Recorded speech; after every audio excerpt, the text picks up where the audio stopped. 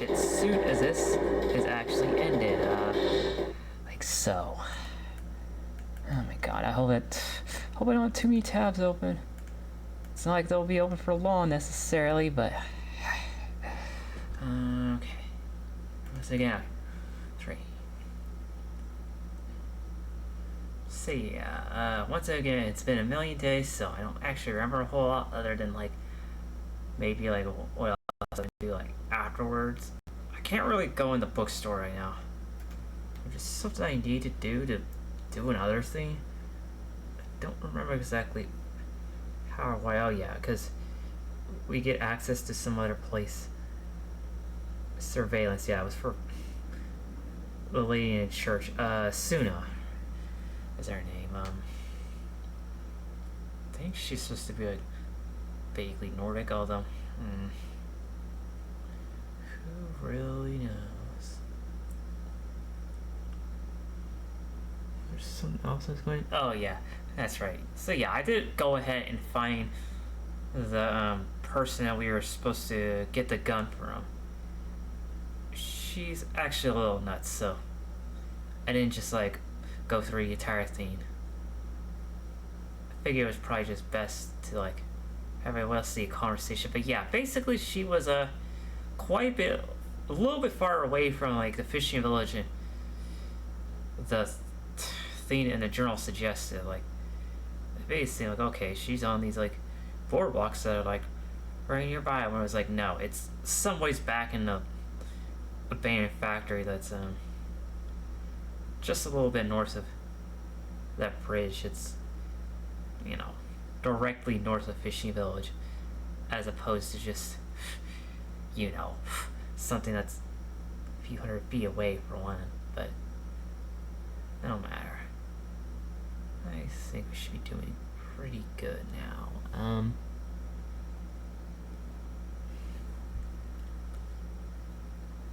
What else was I gonna see? Yeah,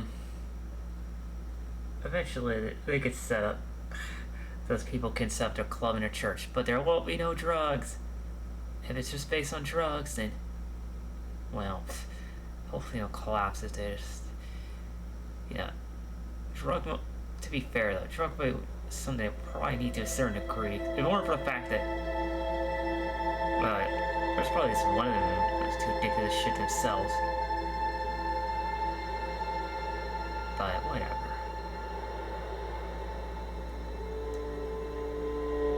Still feel like we needed a drug section at the place. Oh god, this stupid thing. It's being stupid again.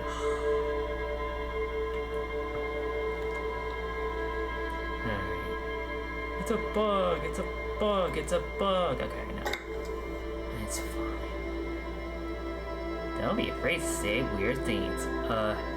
Yeah, okay, sure. If you're going off your rocker, then the dialogue here isn't exactly so subtle that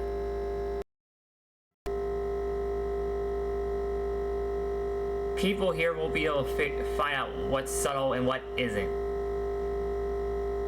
Oh god. This is a mistake, wasn't it?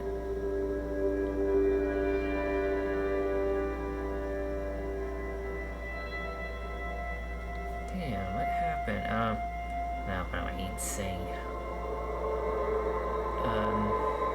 Who knows?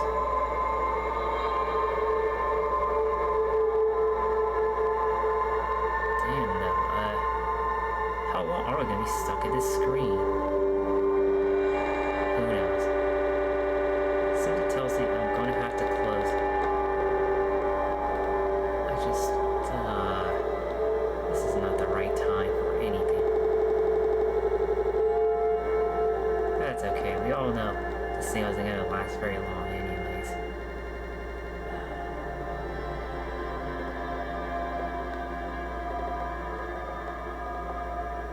Trust me though, that's not the only thing that's ringing. But I'm not going to exit out of this program until it actually loads. I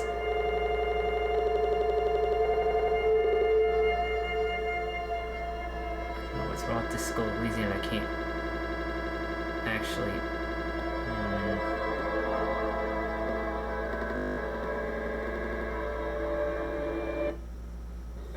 Okay. Finally. Hold on. Yay, I had no more mutton chop sideburns. Too bad he still has a stupid clown face, but nothing to do about that. Oh, God. What's up with these police sirens? Someone's gotta tell me what's up with these police sirens. Why is this crazy woman just staying in the corner with goddamn police sirens everywhere? Oh, I don't know. Seems a piece of garbage. And oh, by the way, oh my God, no! Don't.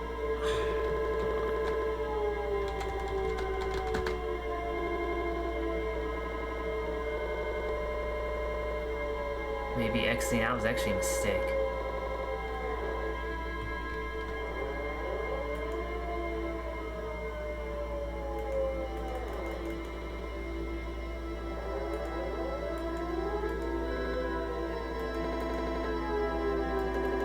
Yeah, I can't actually do anything right now, can I?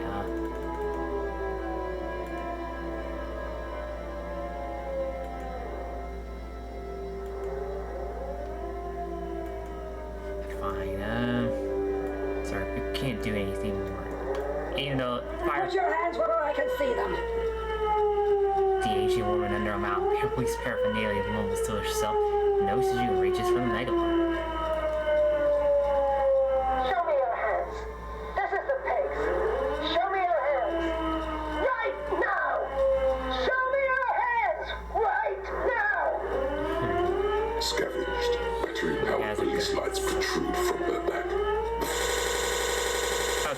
The green light show reveals a gun in her shaking hand.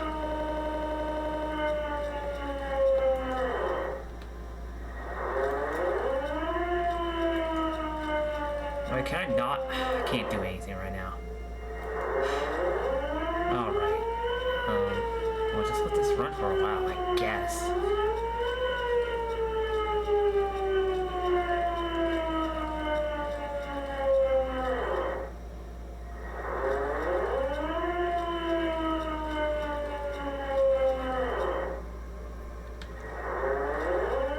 Or maybe that doesn't work because, oh my God. The man appears to be pulling out an object from his pocket. Fear the threat! Fear the threat!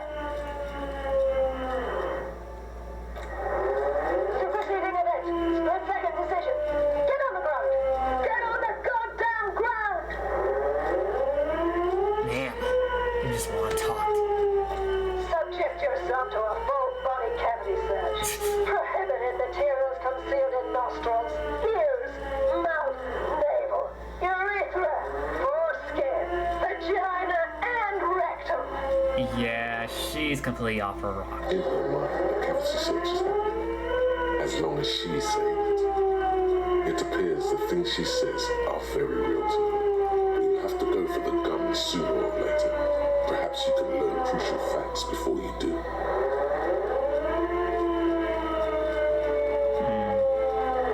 I mean, why would I try that?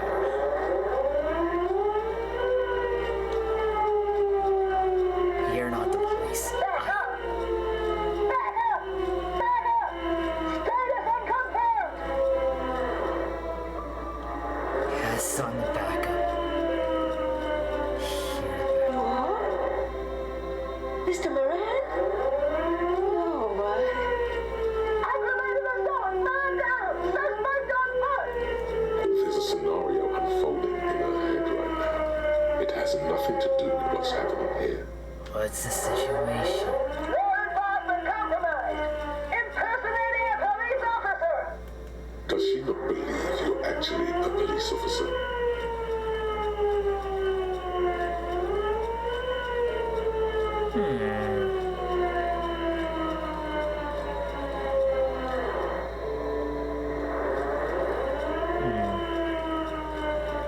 Well, what I can do here? Hey, you're the one impersonating police. Resisting arrest! Confined quarters! Drop your head! Come in, dispatch! Come in for civilian engagement! Why, he's identifiers? It's a goddamn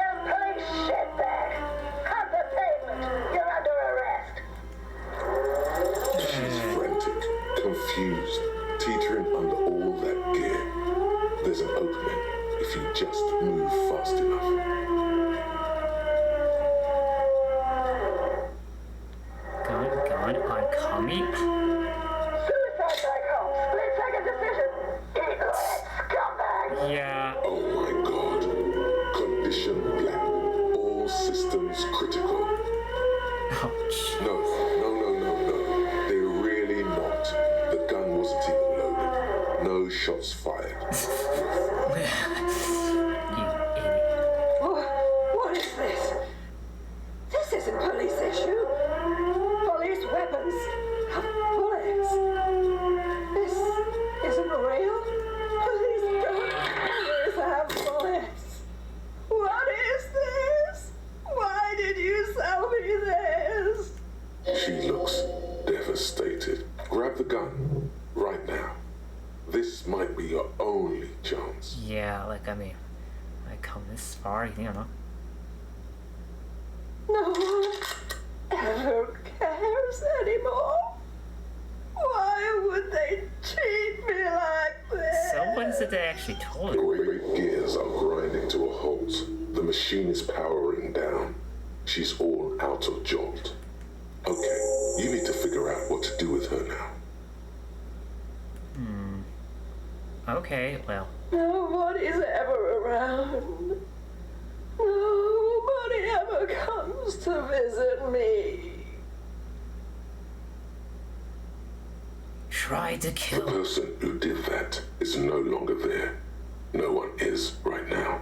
The empty shell of an old woman is slowly rocking back and forth. She's in stupor. There's no telling when she'll snap out of it, if ever. Alright. What The am I going? catatonic woman, especially now that she's unarmed, doesn't seem to be a threat to anyone but herself.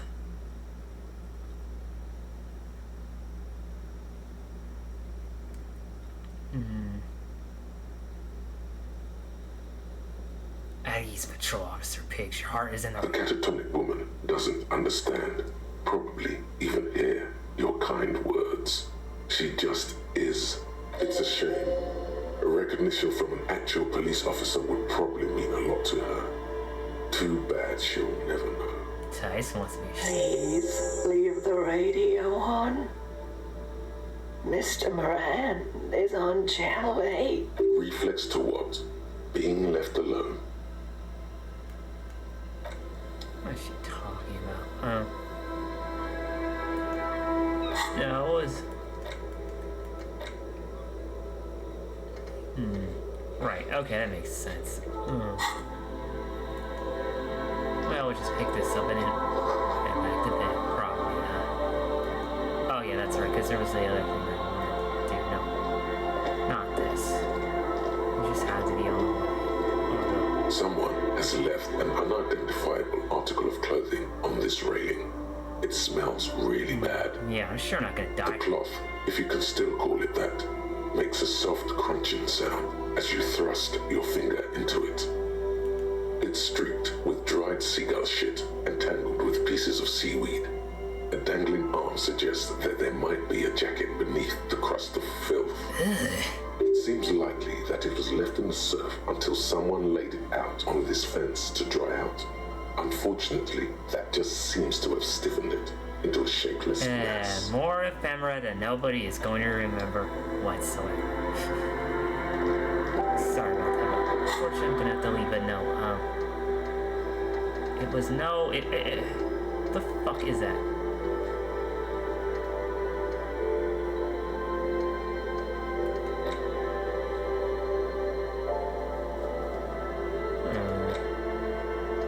No.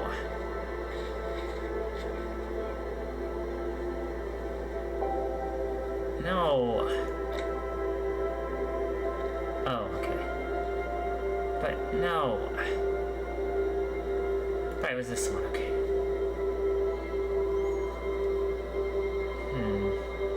Okay, so basically there seems to be like a Travis northeast. Southeast of the village, okay. Actually, that doesn't seem too hard to find.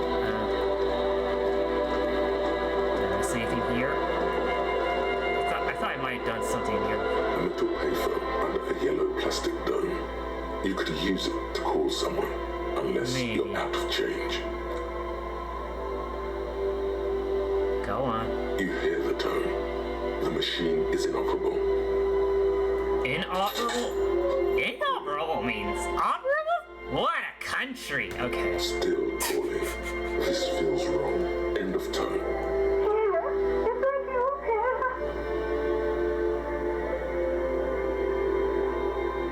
It might be. Nice of you to find the time to call me. It gets so lonely. Even the animals have died. It gets a lot. Are you sure you're here? Your voice is different.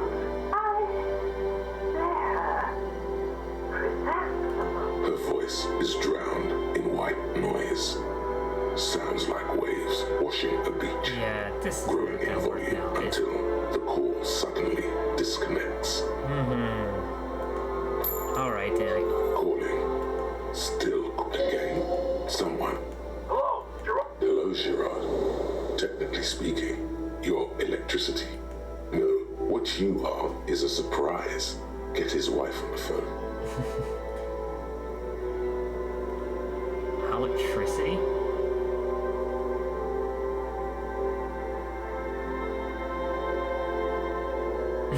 Is electricity there? Oh no, maybe I have a little... Oh well. Who is this?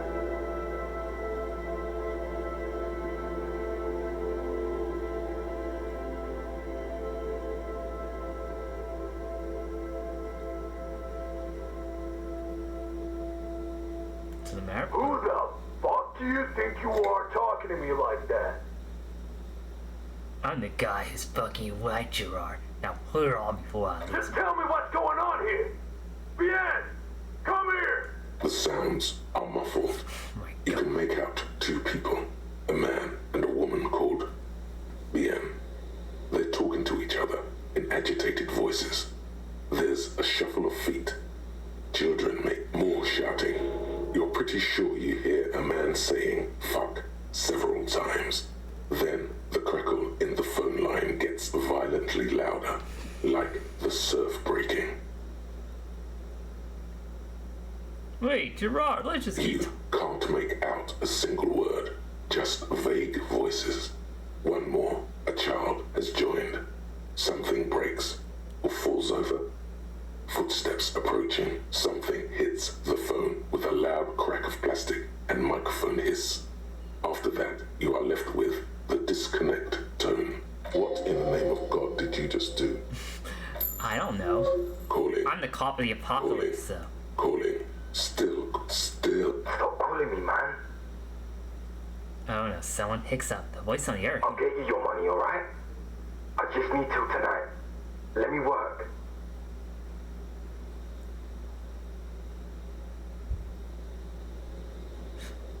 Yes, but a slight change of plans. I want to deliver to the whirling... Texas. Hey! You're not Texas. Screw you, and don't ever call here again. You're fucking with some serious people. Disconnect tone. Calling. I'm writing. I hate writing so much. But I have to get back to it. The man, you do not hear the customary disconnect tone. It seems like it did not have time to swallow the coin. This sometimes, lucky you. The call went too fast for the payphone to register. You can still make a new one without paying. You close your eyes and feel your finger. The area code for Revachel's zone of followed by 7 digits. Still, time keeps passing. What were you trying to achieve by closing your eyes? Did you want your muscle memory to take over Yes, and call probably. somewhere? Where? Home. Grove Street. Oh. At least it was where I fucked everything up. Okay. This... Anyways. I don't know. Let's head north to east, I guess. Wait. We've been here yet? No. He was like, oh, okay, I have to actually do that. Or do anything else.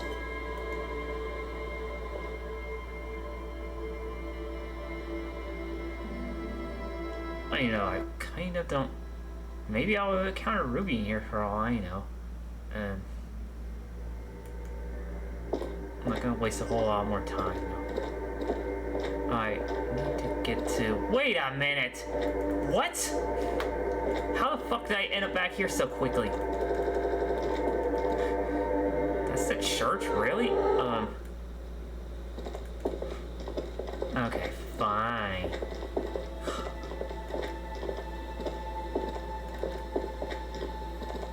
Alright, then it's probably going to be over here? Because I was already over here.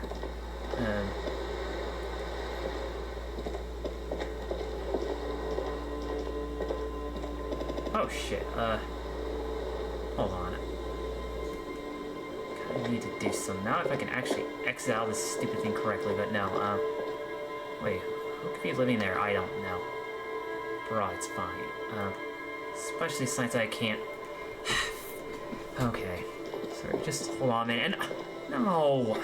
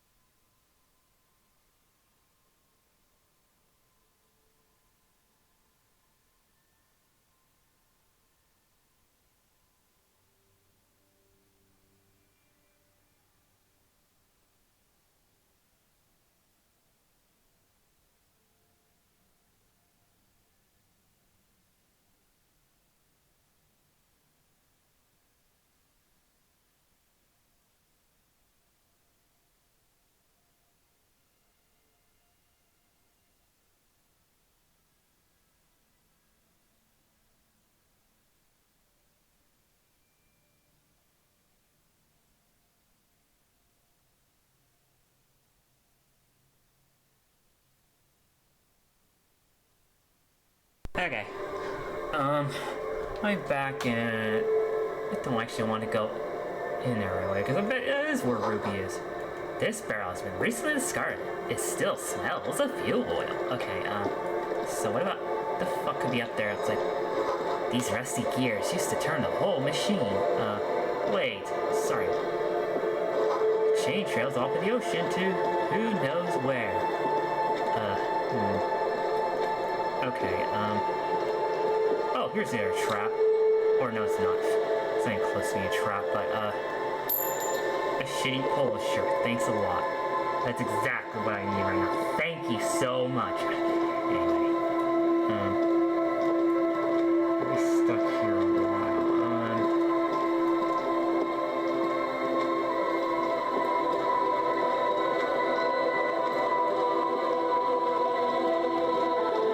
Oh, here it is. What the fuck is that? What was that? What the fuck was that? Seriously. Looks it's like some light that came out of nowhere.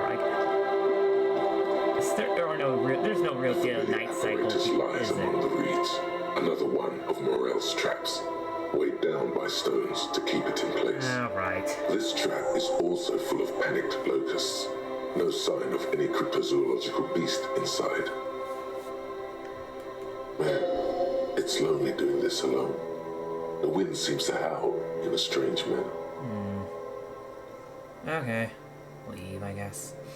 Or look The around. reeds sway in the coastal breeze. They seem to be waiting for Aren't something. they always? The wind picks up here, near the cape's end, surrounding the narrow strip of land from 3 cardinal directions. It's cold for this time of year. And with that, I must leave because I'm not going about to freeze to death because I don't know. That's how midnight always is. Don't ask him. This looks like something else I could. Oh, someone's saying campfire a long time ago. Okay, not Ruby. A rusted, broken control box for the radio relay tower. The ladder's too rusty to climb. The sea air has eaten away at it. Okay, fine. Might check this out later. though. You know what?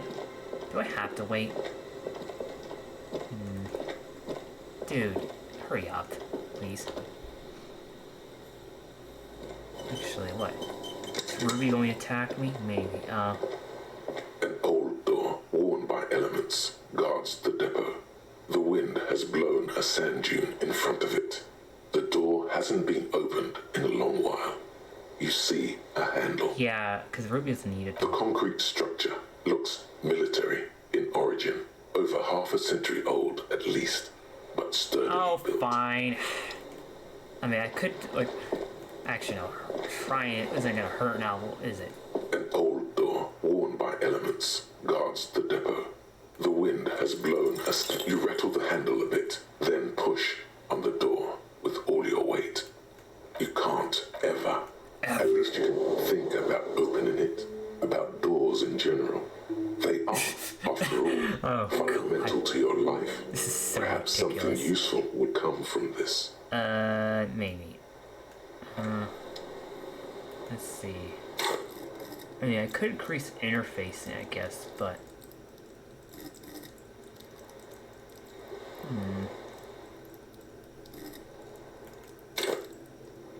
Yeah, look, man. I actually have leveled up composure at all. Well, I can't really level up this sort of thing exactly. Pain threshold? Oh, damn, okay. We can't increase that. I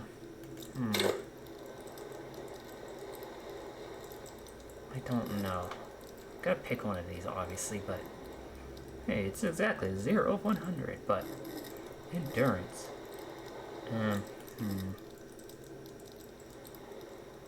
Anyway. Oh, who am I kidding? I'm trying to think. Okay, that's actually affecting... That loud noise is actually affecting me, believe it or not. But, I mean, if the thing was only 3% to begin with. Oh my god.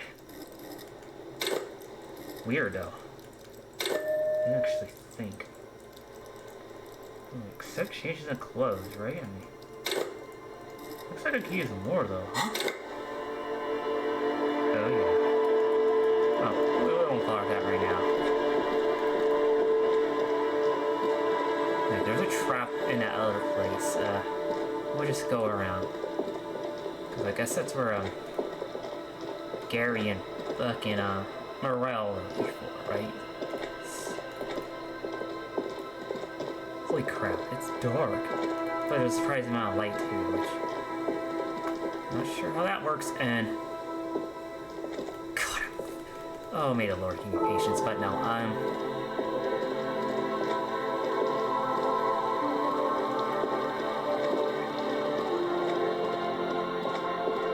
Let's see. Checkmate, atheists!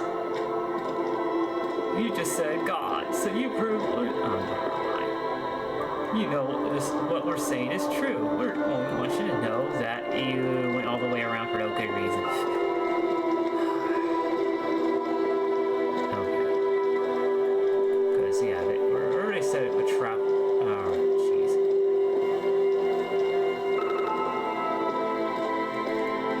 Sure this is not more of a town than anything else?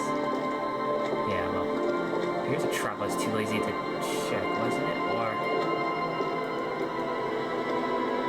What? Oh, okay. This is the trap Morel just set. Checking it over, he said, is just a technicality. But the reeds by the abandoned campsite sway and tremble while the snow falls all around. Oh, now it's the later snowing. it gets, Jerk off. the colder. Remnants of the camp can still be seen in the sand. The fire that's gone out. You feel strange. Somehow, nothing but locusts in this trap as well. Definitely, though. So what? It's gonna be the one southeast of the village. It's actually gonna have a thing in it, or most likely not. I don't know. Look, fucking cryptozoologist is a sham. Okay, cryptids are shams. They are scams. They're just stupid objects for people to waste their time with. That don't when there's no space for anything more practical or, you know, not enough excitement, right?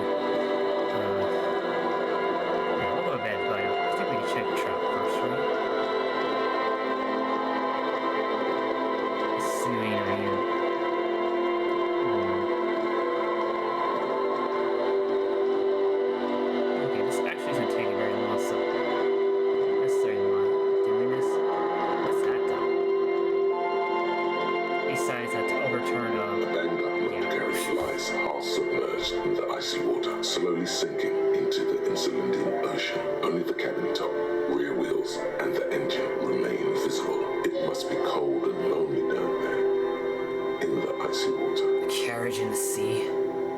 Where did this The go? motor carriage sits in the salty ocean water, cold and sad, and doesn't provide an immediate answer. I mean, maybe, hold on.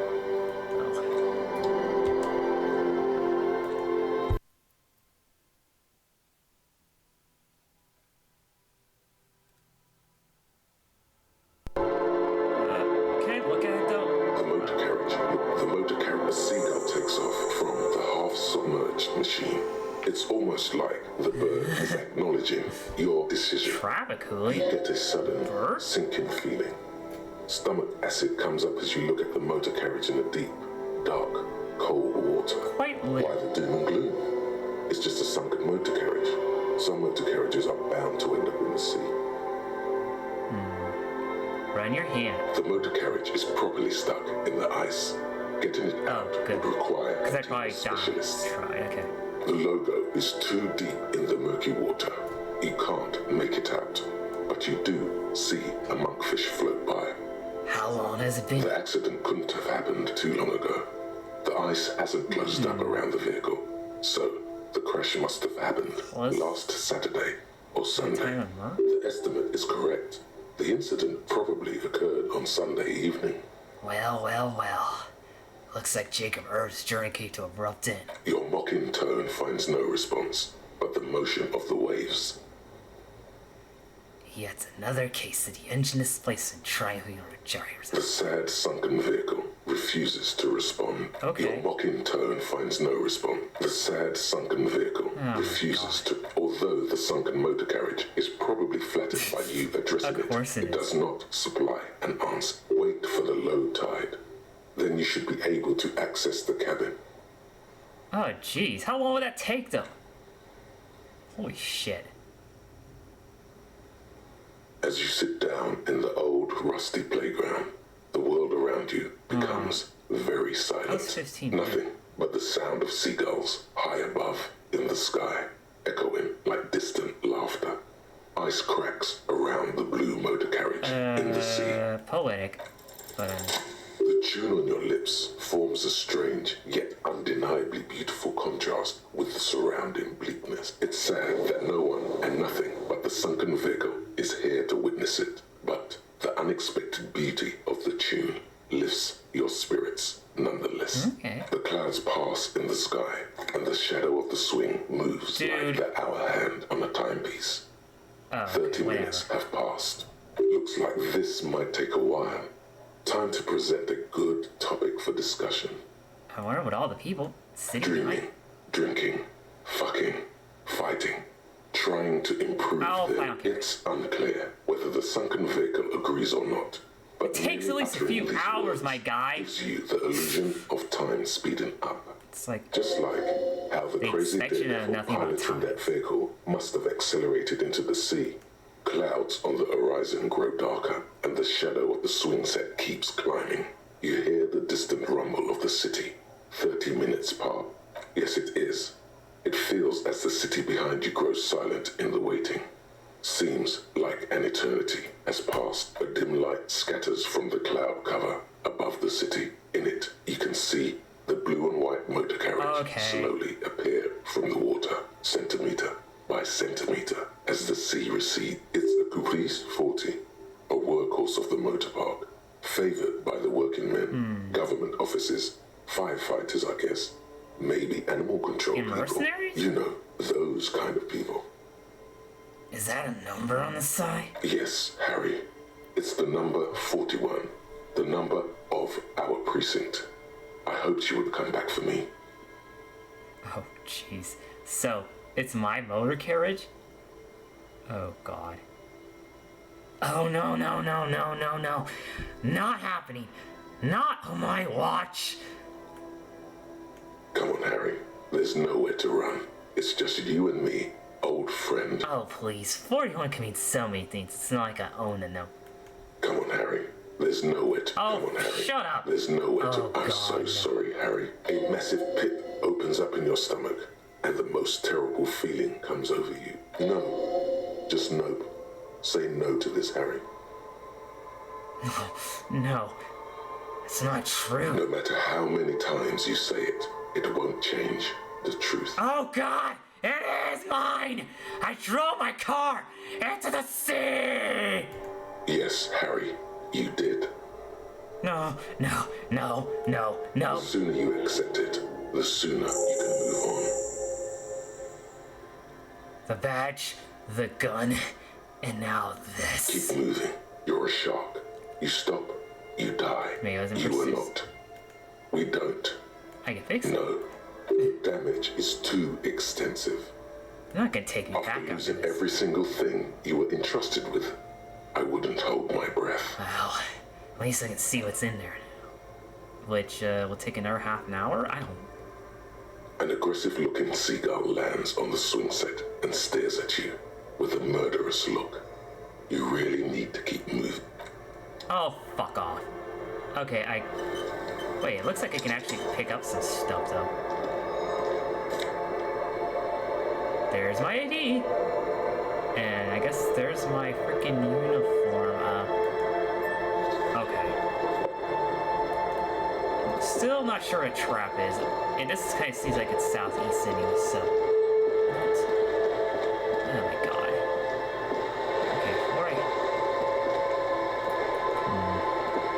Okay, yeah, don't know how I'm gonna find, you know, that woman's buoy that's hanging out in the harbor. Klaja. That was it.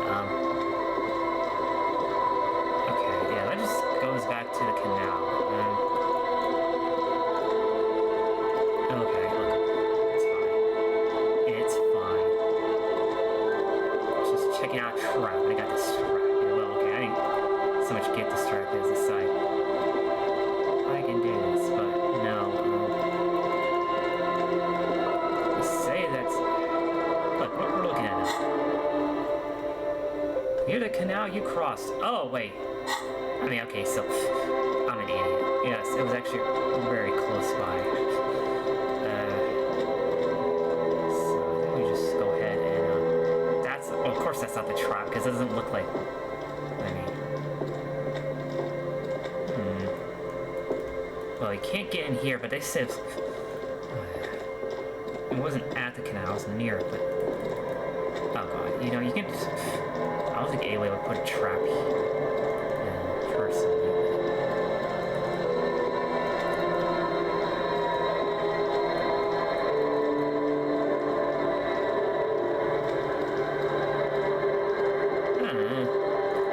I mean, this looks like a good place for a trap, except... Okay, you're sure those aren't just the southern environs of the village right there?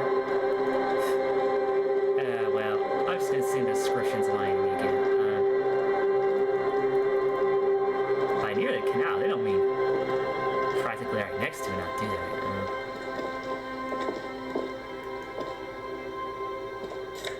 Wait a minute. We were just in here, I thought.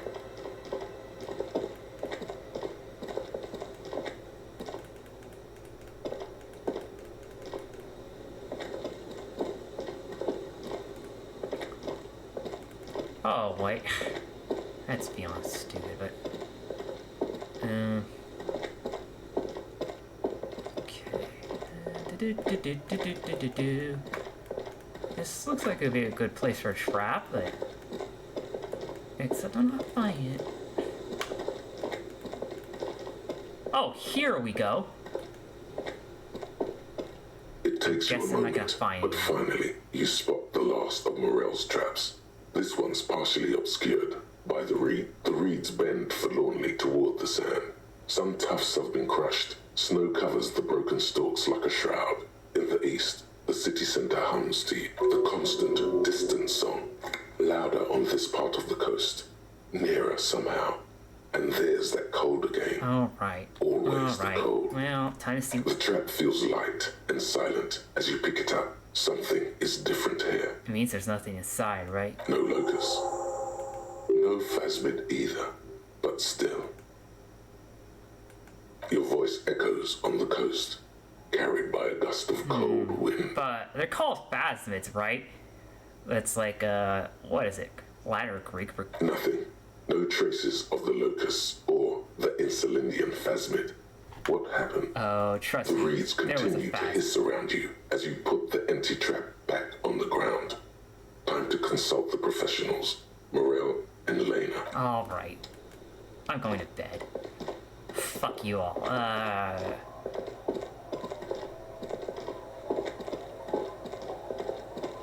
Wait, what's... Oh, okay. More money. More monies for me.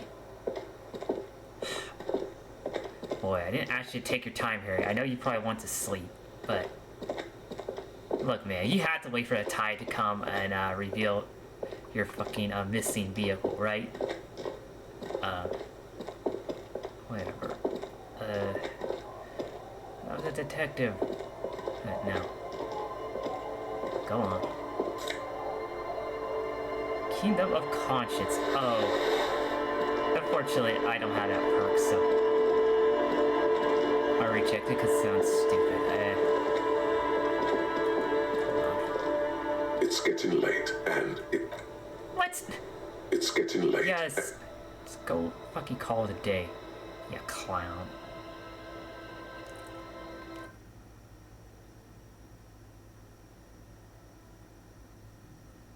Yeah, I thought it was just... Okay, I'm not going to die if I sleep, right? Okay, that's actually kind of a nice tune, so... I'm gonna let that actually play for a little bit. No, that's the other... Oh, second home. Oh, fuck. Okay, I call British Sea Power kind of mediocre garbage, but this isn't too bad. Okay, I guess they're called Sea Power, you know what I'm saying. Oh my god, his face is ugly. Still better fucking pork mutton chop sideburns and a stupid mustache belong to a hard rail worker. Anyway. The bed is comforting, if a bit run down. Still, you've earned a rest.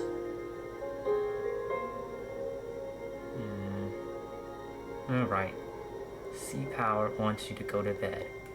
Yes, right? Okay, fine. Across the room, the heating system hums its soft lullaby.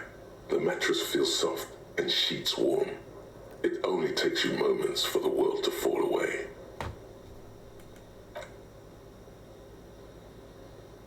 Thoughts, baby. A million little lights in the dark. You're one fine instrument, brother. All those faces and all those names. All that laughter and screaming and scheming around. Every corner and every street. Recorded in you forever on Faraday. On and on it goes for untold hours. At the disco where you first asked her to dance. Rising, rising above the dark curvature, the great wingspan of sleep, studded with stars. Why is the reptilian brain saying these particular words in that particular order? I just think like, you know, more savage, more ready to rip your gut out, but... Behold, there are millions of them down there. The first time, the last time, the smoke in her mouth, the plotted flowers, the faces turning, changing. It's the world, Harry boy, and you're made of it.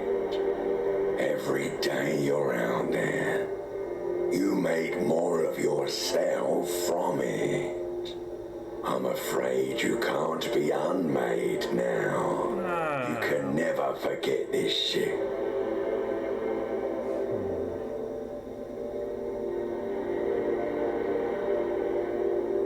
Colors. All stuck on loop. spitting out words and images. A pretentious way of describing, the films and soundtracks you're like, this is... You're the son of the world again. Harristar, a ceaseless agent. Picking up litter and old newspapers, collecting your little bubblegum wrappers and idiotic picture postcards. Meaningless keepsakes. You mean like what I've been doing this entire game? Oh... What's it? Sick burn, I guess. Reading your awful letters and recalling things, aren't you? The endless names of the world. An address book you are. The map of a city. But what if I want to be the agent of nothing? It's too late. You're not made of nothing anymore. You're something now, Harry. I tried to drown you in the black water, but you re-emerged, kicking and screaming, running. And for what? For the money, baby. Solving your little crossword puzzles. Doing your tasks. Crossing names off lists. Trying to become some sort of world detector.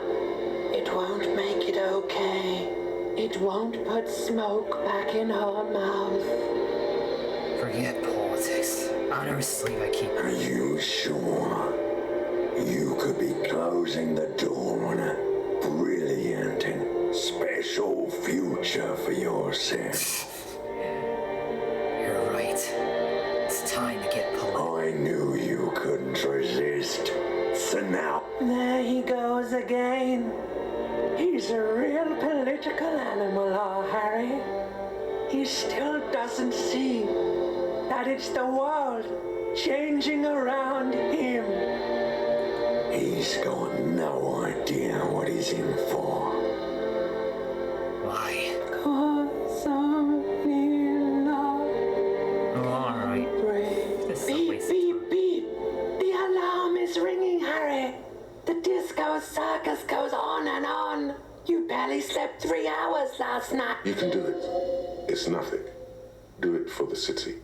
Do it for the picture puzzle. Put it all together. Solve the world. One conversation at a time. Jeez. Okay. Hey, I slept more than that.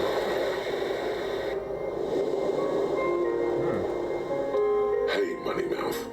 Ian Black, the impeccable hustler provider of the 7th generation. It's showtime with Savvy. Enrock? Hustler provider? The 7th generation? Yes, Swindle Father. Papa Bernier. Look, this is serious. No time for distractions. It's time to make money. Lots of it. Money? That's right. It's time to stop muttering about your economic self-interest and actually do something about it. Yeah, I heard you back there. What the hell was that? It is but a symptom. A rapacious catastrophe that will devour us all. Brilliant. Catastrophes are prime time for moneymakers. But you're not really reaping any benefits yet, are you? No shorting, no shameless speculation. I mean, if it's like a low risk, high reward. Listen, if you really want to make it in the big leagues, you need to reconceptualize your entire portfolio. Collecting tear and moaning about taxes is not going to cut it. No. You need to become a millionaire. Now, how do you become a millionaire? Really? That's it? That's all I have to say? Why aren't you guys helping me out? Those guys, they're all financially illiterate. Only Savvy here knows how to dazzle and embezzle money out of investors' pockets with the acrobatic prowess of a 4-time gold medalist in the Samaran Gymnastics Summer Game. The ancient Samaran tribes used carved rhodochrosite to represent their wealth. The bigger the boulder, the more money they had. In case you needed to know, money is only one form of capital. Human relations are another. You're focusing on the wrong. You inside you, any hole will do. Not many more definitive tests of a man's metal than the fortune yawn. Alright, I give up. I have no idea how to... Of course you don't. You've never even been close to a sum with more than 3 zeros. Let's face it, you've been on a years-long losing streak. But Savvy's got your back. Savvy's going to book you a charter flight with 80 birds of prey on board. To a land where the streets are paved with Krugerrands and fixed income securities. I'd rather not. You'll try again, but this time with money. You'll win her back. Please. Are you in? Wait, win who? The spirit of ultra-liberalism. Your charm. Your spin. Your winning hand. Stop grumbling. It's time to move. Are you in or are you out? I'm not good on the money front, but you know what? I don't need to use Suit yourself and your middle-class ways. Savvy doesn't need you. Savvy's got his own entourage. Look, I mean, I don't feel like being a greedy capitalist right now. Let's see. At least his nose looks a little less red, face. Time to go to the bookstore.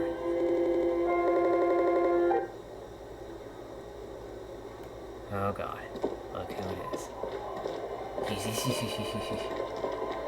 Oh, okay. Talk to me some other time. Maybe.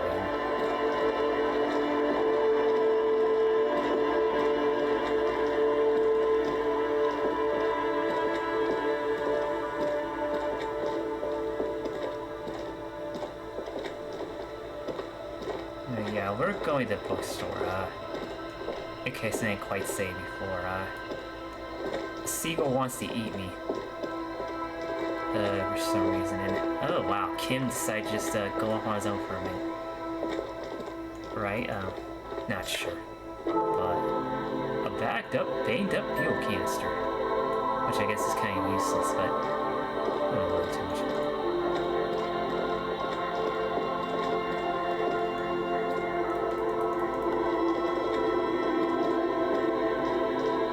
Okay, Kim's pathfinding is very weird right now. For whatever reason. It's hard to know why. Okay, just go to the bookstore. It's over there. Wait, what? Who the fuck are these guys? They're just like messing with Kim's motor here. That's one brutal motor carriage. Says a young man with piss spread on his... If I were a real skull now, I'd jack it, paint it in palm tree livery, then bottom light it, neon style. His companion wears a simple yet elegant slogan. A snazzy Fuck shit the ripped world. skullmobile like this would make a fine trophy. We could like hang fucking shrunken heads from the side mirrors, cops' heads, scary tribal shit. Oh my god, these guys would be pussies in so many Yeah, tricks. tribal shit. A cop carriage like this would have proper skull value. While I appreciate the interest you take in my brutal motor carriage, I have to stop you right there. The RCM takes threats directed at its property seriously. It's just theoretical work, Copper. No basis in reality. Man, if we were certified skulls right now... Oh no. Was it a good idea on the lieutenant's part to get into this? Don't even answer that. Just leave. You can always come back later, on your own terms. I can tell you who we're not, cop. We're not snitches or skulls. Which is not to say that the skulls are bitches and... On the contrary. The part of this presentation you want to take home with you, cop man, is we're not part of the skulls yet. Okay then, let's indulge in some intellectual exchange. These young men seem eager to share their beliefs. I just love how that's... These skull people are more than an authority. They're deities. Who are the skulls? You don't know? What kind of cop are you? It's not a question. Don't get into it.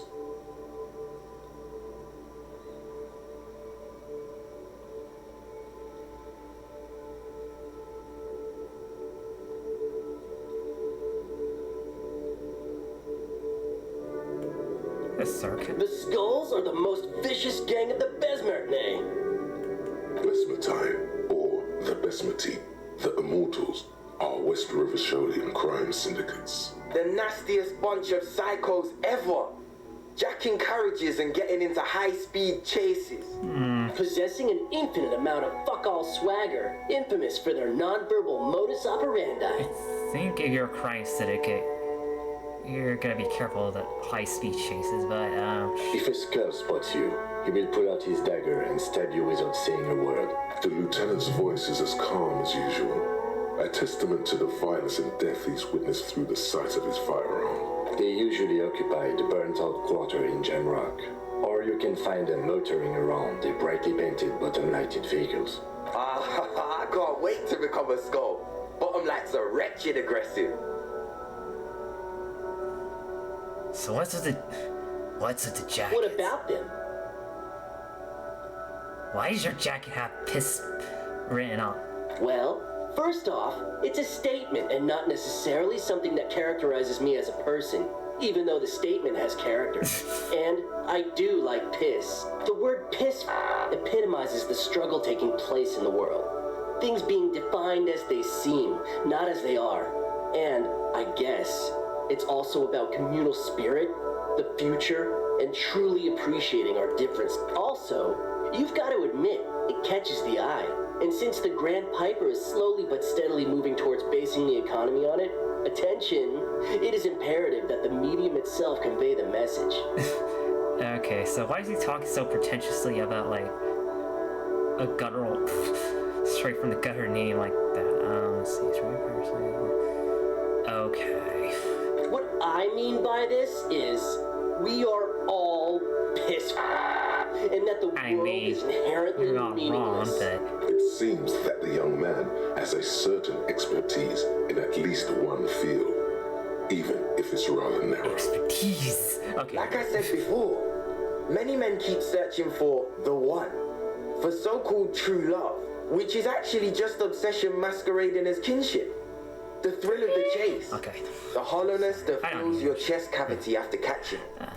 I'm wondering if the poetics come with the jacket, or are they derived from something else entirely? To catch a fish, you'll need to hurl the lure many times, and even then it isn't certain that you'll get anything. If you blow up the lake, though, That is a you terrible. get more fish in a shorter time. And, for time is of the essence and fleeting ever so quickly, one must think of a way to fuck the whole world and not get caught up in fucking someone. Because when one fucks everything, he fucks nothing. And that, to me, feels glorious. Sticking your dick into the void. I am everything, and I am Hate to nothing. admit it, but in a weird way, he's got a point. Is it a coincidence that here we have two badass jackets and two badass cops? Hey, kid. Yes? Do you think it's a coincidence? What is? There are two of us and two of these. What are you implying? You know what I'm for. No, I don't. What are you implying? Are you more of a pissed guy or a fuck the world? Neither. Come on, Kim. It's just a mental exercise. If only to end this discussion. Theoretically, if I were a juvenile delinquent, if I were to already be down that path, I think peace is the stronger of the two statements. That works. I feel more like a fuck the world. Seems about right, especially considering your heroic exit attempts. That's an origin story for a dynamic duo right there. So are we done here? Or you don't need us around for your secret whisper party, do you? Do you guys? Oh yeah, Cindy's a right proper skull. Yeah, a true artist of the future. Just like Arno van Eyck. Oh my god. By the way, if you see Cindy, get... For all their nihilistic posturing, these young men are not lacking in youthful idealism. But there isn't a hint of hate in them. It's like they're piss and fuck the world out of some kind of moral obligation. The lieutenant on your left is unusually lenient toward them.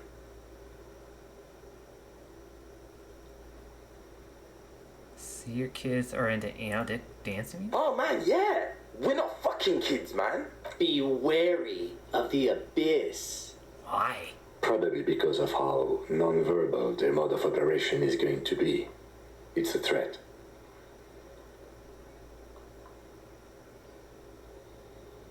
A threat? But I don't. In fact, I dislike them so much I'm willing to drag you boys back to the station just to calm myself down. Hey, there's no need for that. We're just talking here. Joking, too. Stay light, man. Yeah. Didn't you cops, like, have some questions about skulls or some shit? Why are there more skulls in Martinez? The Union does their share of policing in Martinez, at least where gangs are concerned. That's why there isn't much organized crime around here. Apart from the unions themselves, of course. Don't you worry about that. We're gonna make up for the deficit. Yeah, we are. We're not franchise skulls. Well, not yet. Once we get our name out there, we'll have a chance to join them. And what makes you think the organization would accept you? Because we can be just as psycho and vicious. You'll see. But in a non-threatening and definitely legal way. Right on, fuck. So what's happening now? Alright, might as well start it. Yeah, sure. We'll gladly tell you everything we know about it. It was a man. Also, he was hanged. Anything else? He was hanged from a Yeah, I mean, duh. These punks don't know. Hey, stop right there. How does one know anything? Oh, jeez. This sounds like epistemology. A field so occupied by thought that it begins to question thought itself. I know that you don't know shit. Exactly. How can one know shit? We should move along. Oh no. Please explain, I guess? We think that we know, but where does the thought originate from? It seems that we can only think, but never know. So you're telling me you don't Precisely. know? Oh well. Wow, he just walks off without a single word. Fantastic, but no. We could try like this again, if we can at least. Most likely somebody else is gonna have to do it,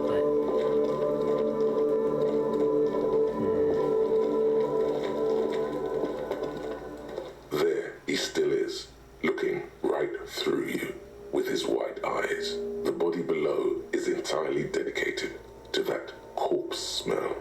Emitting it is all it does now. already smelled death recently. Wait, what was that?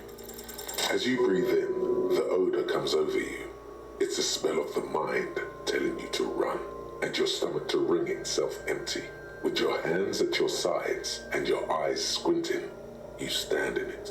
Do they always do that? They do after 7 days, yes.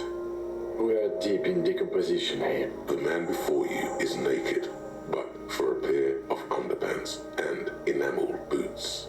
His skin is greenish, marbled with decaying veins, and blotched by lividity. A fading web of tattoos covers his chest and shoulders. The cargo belt used to fasten him to the branch above appears industrial in strength. So, how do we get into... We should have a look at that belt before we even consider taking him down. Right. It looks worrisome. It's never actually looked at, but... An intricate web of blue lines stretches across the torso, from the right shoulder to the solar plexus. Each time they intersect, a small white star is formed in their crossing. Hundreds of fading asterisks riddle his skin. Their concentration is highest around his heart. His corpse is marked by stars, Oh my... alcohol, and heartbreak. Is this an... Of no nation that I know of. If anything, it reminds me of religious illumination, last or penultimate century. Men who live harsh lives often turn to innocentic worship. But which one? I see no trace of a humanoid figure. We're missing... I agree. Oh shit. He takes a thin piece of milled aluminium from his coat pocket and pulls it open. Sounds like a sword, being unsheathed. Man. A small lens appears. Some sort of camera. I can kinda guess, but I'm just gonna say that whatever he's using probably doesn't exist in this form in a real. A Trigger Sunshine. Mini. Triggered is the world's leading manufacturer of intercommunication devices, primarily projectors. The camera before you looks familiar somehow. Shit, Kuno! What the fuck is that? An instant color camera. He purchases two metal capped ampules and clicks them into place on the side of the apparatus. A thin slot This is the shines. first time he openly acknowledges the kid's existence. I have only 2 ampoules, so nobody move. I don't want to waste one. He points the camera at the corpse. Peer into it. The lens needs adjusting then. A sound, a shrill flash, followed by the breaking of a small ampoule of glass. You see streams of color pour onto the thick, glossy piece of paper, rolling out. In case we need it. Okay. Cool machine. Yes. It is pretty cool, isn't it? What do we need this for? It contains insight to the victim's person. This was a man of physical violence. The story he wanted his body to tell was important to him. It is his letter to us. Now, if you could find someone to decipher it. Can I have it? I should look at it later. Sure. Just don't lose it. You know, The like everything glossy-eyed else. corpse looks by, his mouth mute and his skin as colorful as the chemical rainbow on the photo paper. The material appears to be ceramic. Its clean white stands in stark contrast to the decaying flesh above the knee. The man wore thick polymer socks, probably for padding. A fine array of interlocking plates covers the delicate and fragile. They feel alien to the world around you, out of place somehow. These are clearly not boots. They're armor, possibly part of a larger set. These aren't just boots, are they? This is the armor Indeed. you Technically speaking, these are sabatons, not boots. What kind of armor is this exact? Ceramic plate. Zirconium dioxide, most likely. This is where the make would be. Where? Under the heel. Fair weather. Fair weather model T500 VE. I'm guessing that's vitreous enamel. This is advanced stuff. Where's the rest of it? Scavenged by the... Piece by piece. He's been out here for 7 days. It would be odd if they didn't. We should keep a lookout for these species. The armor could yield information. This is one thing he might actually know. If you wear those pieces, it will help me protect your mortal coil. Why does my mortal coil need protecting? Yes, bullets will fly. They always do. And the coil is fleshy and mush and permeable. Cast it in ceramic shell. Resist. No, I think he had something precious underneath the clothes. They had to remove the jeans and shirts we found to get to it. And this kind of armor is often worn under fabric. Nice. That makes sense.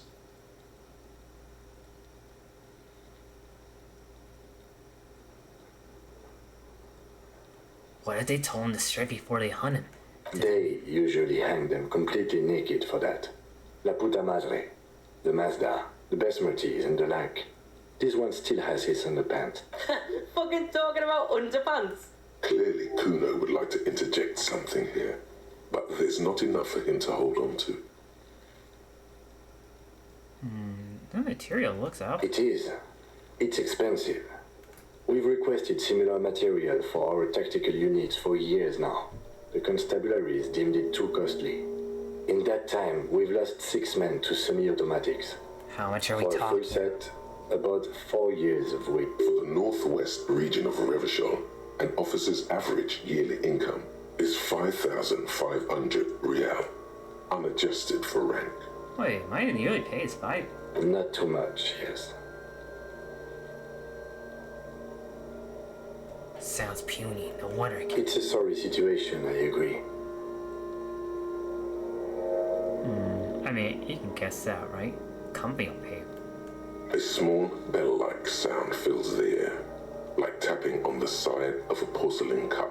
Oh god. It's anything but. This material is a kinetic redistributor. It spreads kinetic energy horizontally, from plate to plate, dissipating it entirely. See?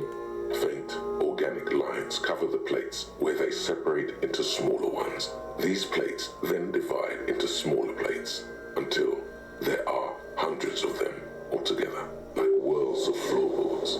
The design looks organic, influenced by highly resistant wood materials, like lignum vitae and ebony perhaps.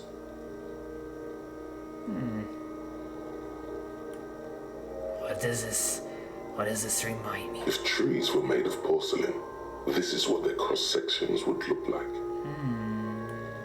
Right. The smooth, glossy surface fractures into ever more intricate interconnections, peaking on the right sabaton, where you notice the whirls are in the shape of a letter and number combination, E50, 100, 1000. Looks like there's a serial number on right sabaton. Good.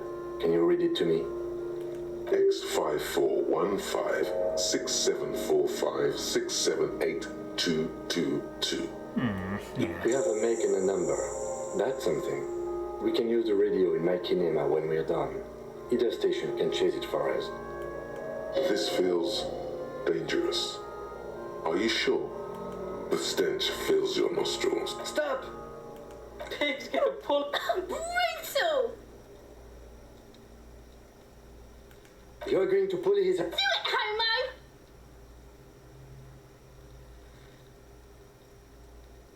Yes, that's what I said.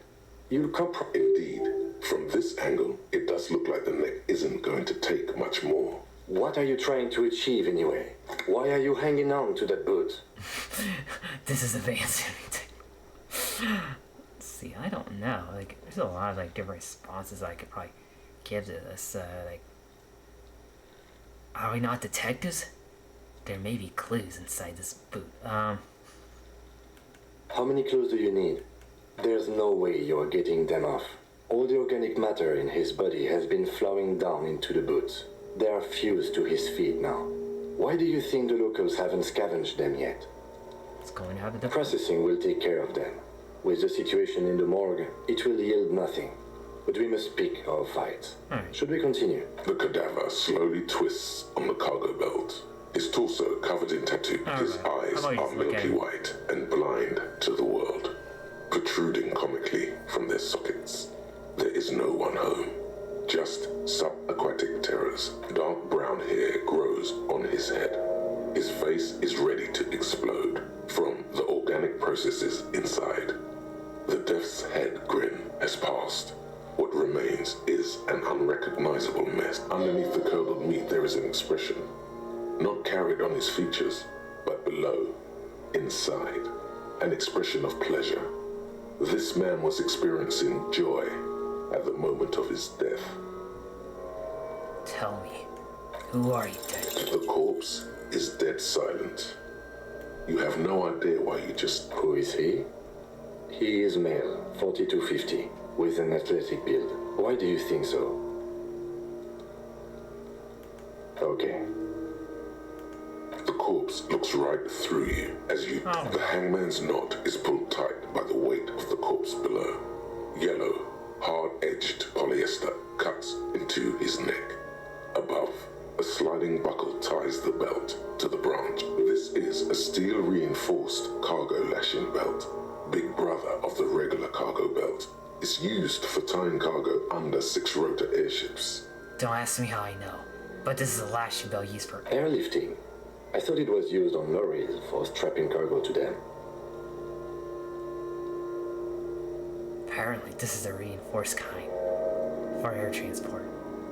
The local harbor uses 6 rotors to shuffle containers around. I get the sense they use whatever was on hand without paying much attention to not incriminating themselves. By they, I know that, but by they, do you mean? Right now, everything seems to fit their confession. Sure want to stay up there. The rope is reinforced with steel wiring. I was afraid it would be. Thin steel wiring, parallel strands. This makes getting him down more problematic than I had assumed. A noose is one of those things that's easier to use one way around. They climb up using a kid's lap. That ladder can't carry a grown man. I didn't see any splintering either, did you? I think they lassoed the branch, then pulled on the belt to close the buckle. Could be. The shape of the branch supports the theory. The cadaver hangs from the cargo belt, limbs limp, and torso covered in tattoos. Looked at the belt. Are you sure we finished the preliminary examination of the cadaver? We might miss some of these things once he's done. Well, okay. The cadaver slowly twists on the cargo belt. As you narrow your eyes, the monster before you blurs into a violent mess of green and pink. This is a trick. You've done it before. Pink is where the blood settled in the first hours post-mortem. You can use it to see if the corpse has been tampered with. Does his position at the time of death match the discoloration? Oh, jeez. Only the lower extremities are pink with a dash of blue. His fatted hands, thighs, and his neck, just above the noose. The rest of the corpse appears dark green in the cold spring air. His face and hands are pink. I see it. His neck too. The lividity goes right up his chin. We have good, well-pronounced discoloration here. The lividity goes right up his... Oh my god. The monster comes back into focus, an explosion of color, coursing with dark marbled veins. His stomach appears pregnant with something. Black liquid streams down his thigh and onto his boot. I mean, So, what do you think?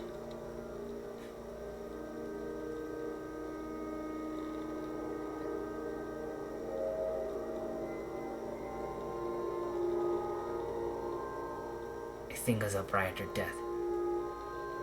His hands, feet, and neck. Agreed.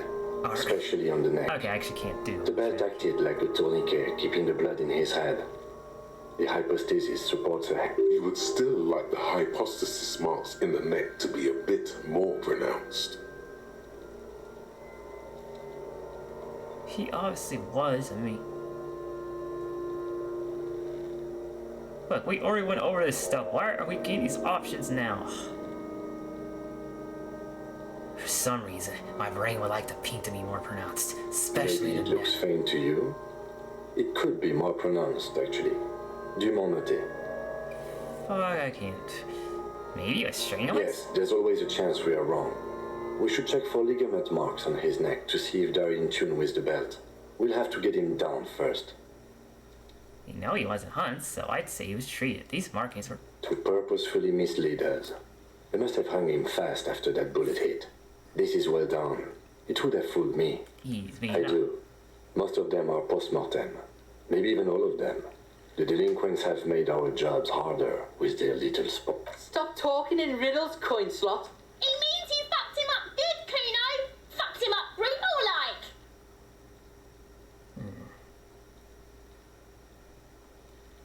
Something is A coming. pool of blood and feces has eaten into the frozen mud below the man's feet. Purge liquid is dripping into it, drop by drop. The victim appears to have contained no more than half a kilogram of digestion at the time of death. The fuck he saying? Talking about shit.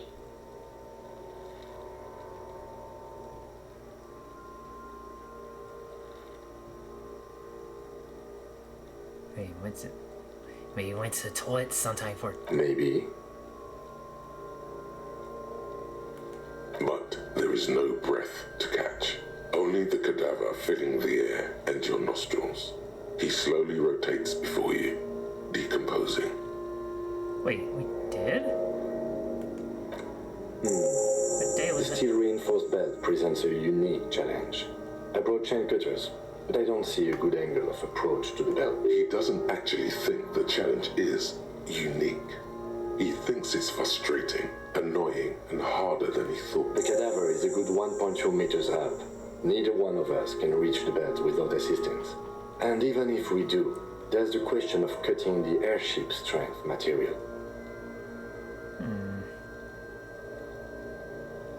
No, the branch, if we sawed it, like...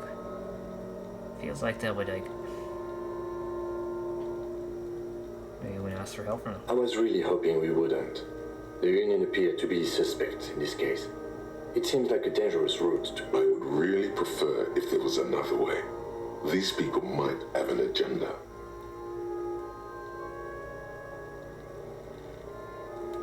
But what other options?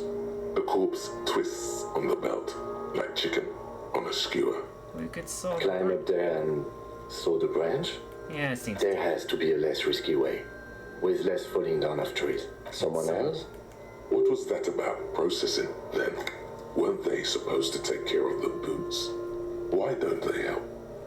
Oh my god, there's probably a problem with this, but can't the boys from processing take care of this? No.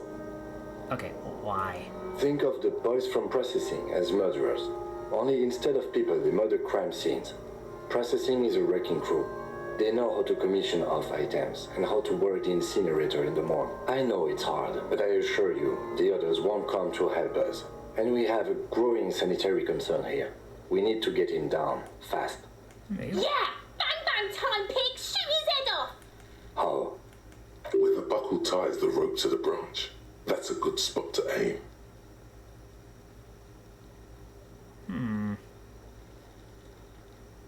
I mean, yeah.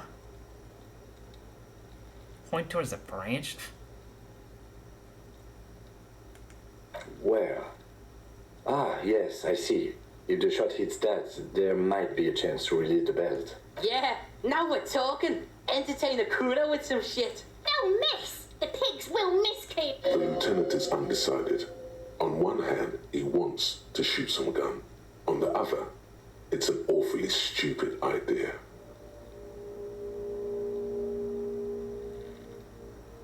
He's not a bad shot though, right?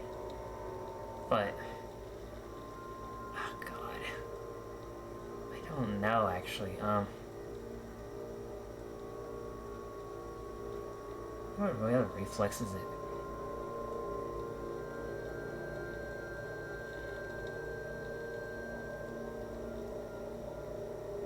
The thing is, it's hanging. It looks like it's hanging up high enough that he'd have to be awfully quick to like help, you know, keep the thing from falling.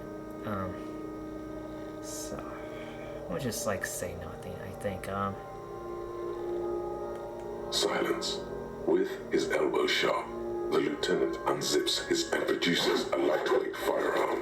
He drops a paper cartridge in the barrel, separates the scouring stick, and gives the cartridge 5 tucks. That's a Kiel A1990 Armistice, mass-produced muzzle loader. Ascetic, frugal, one of the most common firearms in the world. He then steps back and assumes the fellow's desk position, taking aim. The corner of his eye twitches. His finger is on the trigger. He's gonna fucking miss! The kid's voice is drowned in a shrill blast that echoes off the walls of the surrounding tenements. A cloud of smoke slowly pops in the air as the lieutenant steps back and says to him, God damn it. He feels bad about it. About his eyes mostly. Just having bad eyesight. Probably from a young age. Whatever you do, do not console him. Fucking idiot! Mugabat! Kuno could have hit it easy, but then Kuno's not fucking handicapped, is he? I have to say, it's beginning to look unlikely we can get him down without assistance. Okay, they do have the tools and the men. And since it looks like they put him there... They can get it. Okay, let's do it in the lousy, dangerous way. Good job, we already found one. Hooray for us. Let's like it, I guess. Wait, what's that though? More shit that's just on the ground. Those are the like... What do you see? Right? Yo, we've obviously been through all it. Fuck that. Fuck everything else. But no. We're just gonna go to the one thing.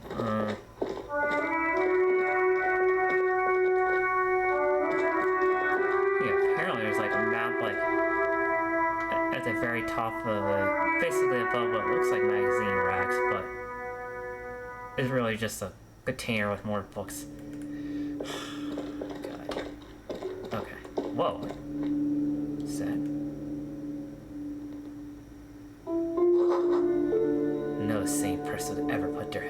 construction machine. Okay, yeah, I mean, I kind of don't see why they would either, but this is kind of where we're supposed to find maps, but, oh, wait. Did we not see Several maps have been attached to a bulletin board hidden inside. Oh, shut up. The maps look old and faded. Your eye... Map of Martinez. This could work, maybe. Alright. Always good to be informed of your surroundings. Yeah, maybe we'll buy something later. Don't necessarily think we need anything else right now. Don't understand why we didn't spot before, though. It's oddly vexing, but no, it's fine. Let's try to, what's over here, though? A heavy door with a missing handle stands before you, covered in dozens, if not hundreds, of Sermonese trinkets and charms. It appears to be locked. Unlock the door with the key. Oh, wait, no. Before I do that, let's actually, blow up some more Steenies. By Steenies, I mean Inland Empire, because apparently we have to level that up, right? Oh, wait, I just got a message from somebody.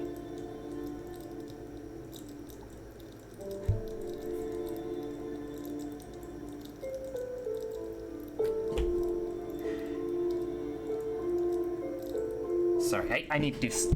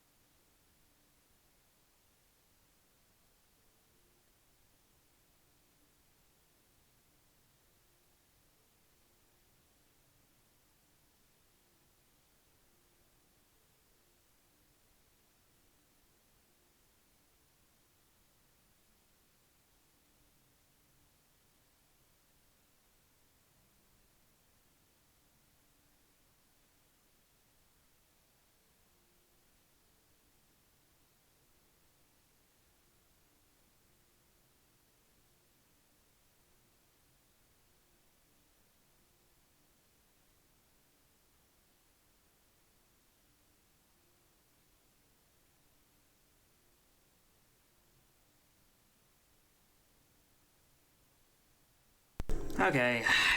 Holy crap, that was a long time, but, guess I'll just level this up. Now, do I have to level up anything else? Like, say, conceptualization. No. I think we're doing okay there. Composure's probably important.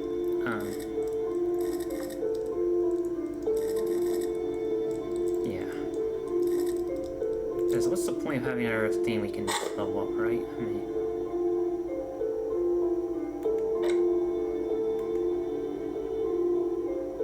I guess.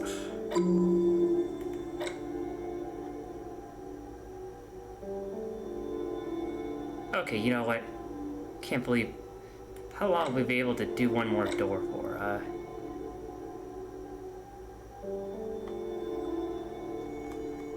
No, the blue one didn't. What are you talking about?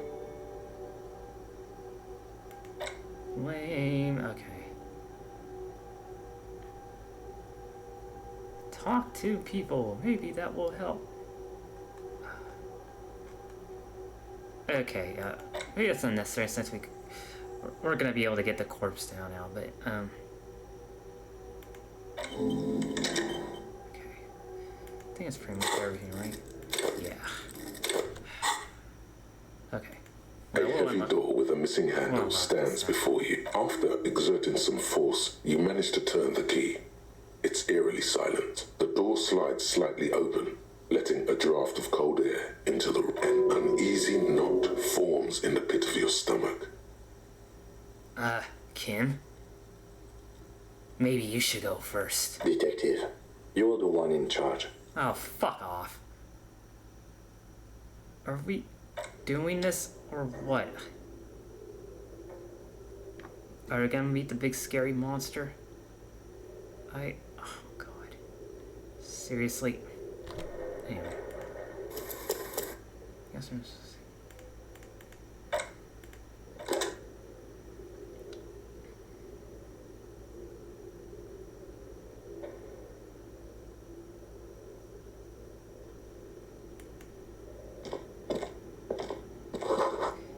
Sand is dripping from a punch bag. Oh, wait, Kim wants to say something?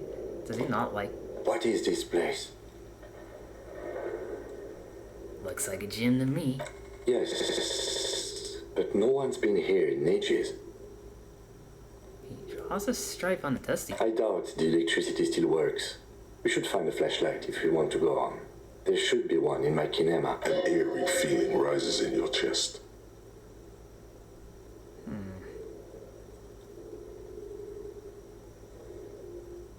Just okay, fine. What if there's a reason why no one's been here for ages? Yes, because it's closed. No need to look for supernatural explanations where a banal one will do. No. Anyways, looks like there's light over here. Right? Wait. Oh, I guess we have to get one, but whatever. Citius, Fortius, Celeste is worn out wall bars. They look unsafe. Oh, wait, what's this? Why the fuck is there a pickup? There's some... Or he's like... Gonna pull off these, like... A barbell lies on the floor. The color has worn off its weight plates. I mean, considering most of the barbells that I know are, like, completely uncolored, it's a little bit... It's 60 besides kilograms. black. Your triceps hum at the sight of these weights. Show the world what kind of beast it's dealing with. Lift them. There are no collars on the barbell.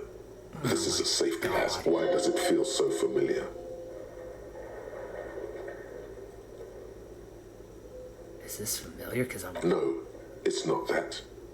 It's the stale smell of rubber, the squeaky sound of sneakers, your bruised knee against the mat, and a whistle. Hey. Then, it's just a memory from another life. When you were young and fit. Okay, it's a trap. There are no collars in the barbell. You're right. The weight may fall off. Better not touch it then. What kind of a bathrobe just remove the collars? Should be... It would be a violation of EPIS safety regulations if the gym was still operating, but it isn't. No one's supposed to come here anymore. Alright, I guess we'll just, get this freaking thing that he told us about, but,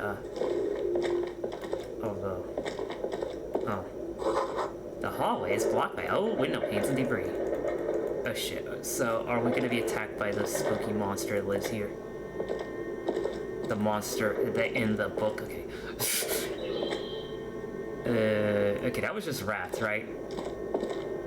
Right, guys? We agree it was just rats, though. I think we could get first. Are you serious? Why can't you just fucking move, you absolute animal? Oh, I mean, I forgot where the doorway was, so you'll have to forgive me. I'm like a little bit confused, but...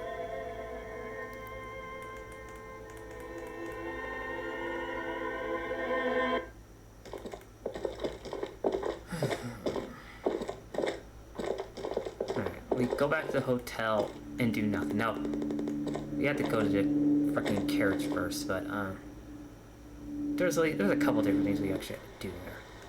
Right, so...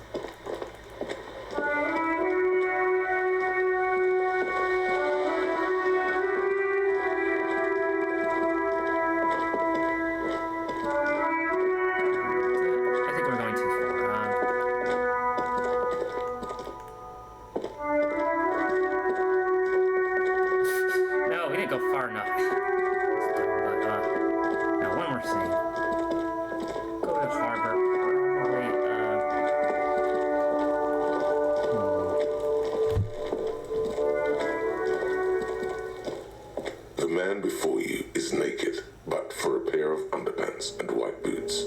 His skin is marbled with the fish lips stay silent in response. You must be... I told you, he is male. Oh my god. Forget it then. What do you see? Fuck you.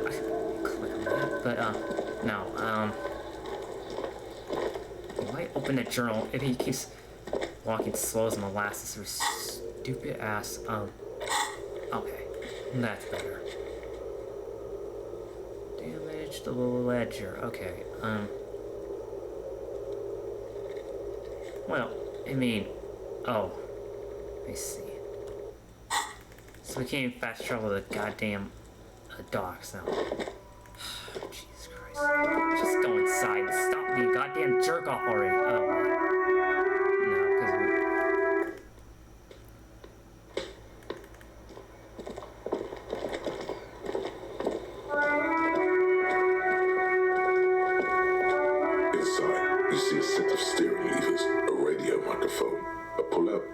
and the soft glow of the fuel. Oh. This is Precinct 57. How may I assist you? Could you run a serial number from a pair of armor? Sure, officer. What's the number? And the make of the armor, if you know it. E50.100.1000. The make and model of the armor is Fairweather T500V. Got it. I'll contact the SCP database immediately. Okay. Call back tomorrow. Hopefully they'll have dug up something useful by then. Connect me to Jamrock? I'm afraid they're closed. It says here that the library is open from 10 a.m. We should try again during... Anything else, detective? How did you connect me to a civilian? A silly shit. Of course. What is her number, officer? Kim, didn't Guard give you civil? Yes, hold on.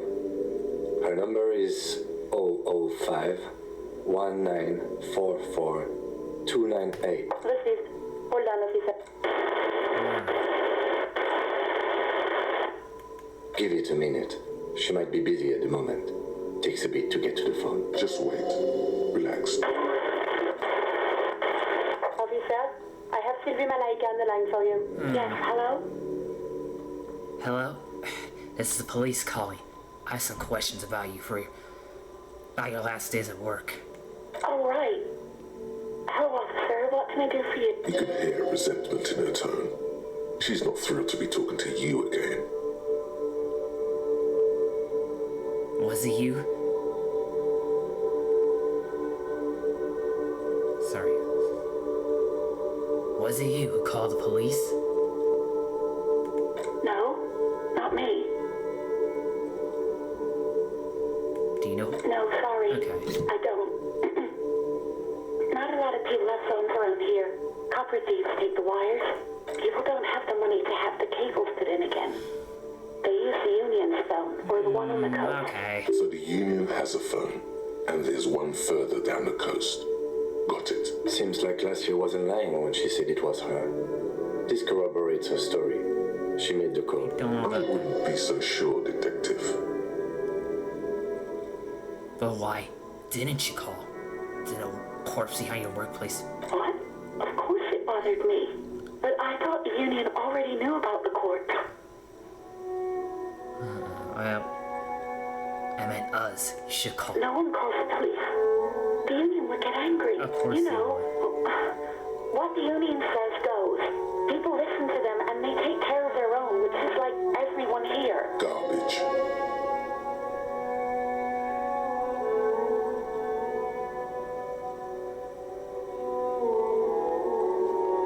Tell me, why exactly did you let corpse in your own backyard for weeks instead of call? I didn't want to get in trouble with the others. Push her further. Show her the error of... No, don't push her. It sounds as if she's about to cry. What? The other people who live around here. Local people, I didn't want trouble. Her voice is resigned and weak. What trouble? You don't live here. You don't understand. Squealing is frowned upon here. Everything is dealt with, well, by the Union, internally. Please, I just didn't want any trouble. Let me get this straight. You ignored... I didn't know I had to report it. I thought someone would take him down eventually. The fucking nerves on her. Trying to hide behind weakness. You're a god. An angry but just god.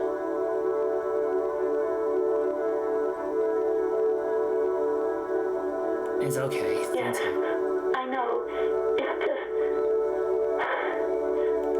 Yeah, go on. Yeah, there's no need to, like, push her on that sort of stuff. It's not gonna give us more information, so... You quit your job as the whirling. You mean, why did I leave the bar? Honestly, I'm not really comfortable discussing it with you, sir. Why not? Okay, did you leave because of garbage? What? No, why would you even think that? He told me he asked you out.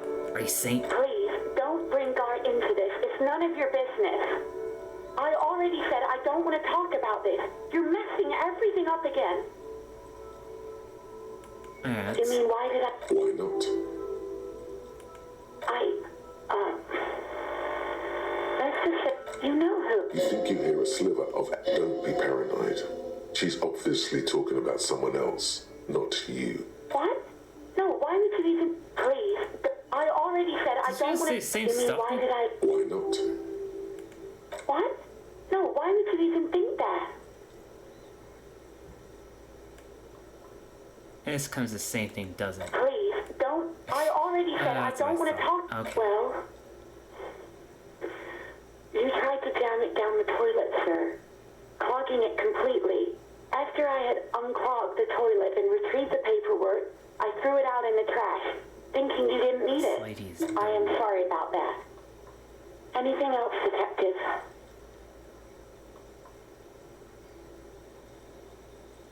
Alright then, how about we ask You about... mean what? Why not? You know who? You think you hear us? Don't be paranoid. I really don't want to talk about. Okay. Maybe, I don't know. Fine, I do hope so. Please, don't call me again. Bye. I'm probably Yes, gonna fail this. you have obviously done something to upset her at the Whirling in Rags when she was still working there. Wait, before you go, you're mad at me, right? Tell me. I'm not mad, it's just... You were so drunk and so emotional all the time, and then the Skua thing happened. Just made me want to quit. Skua? The stuffed bird. The great Skua.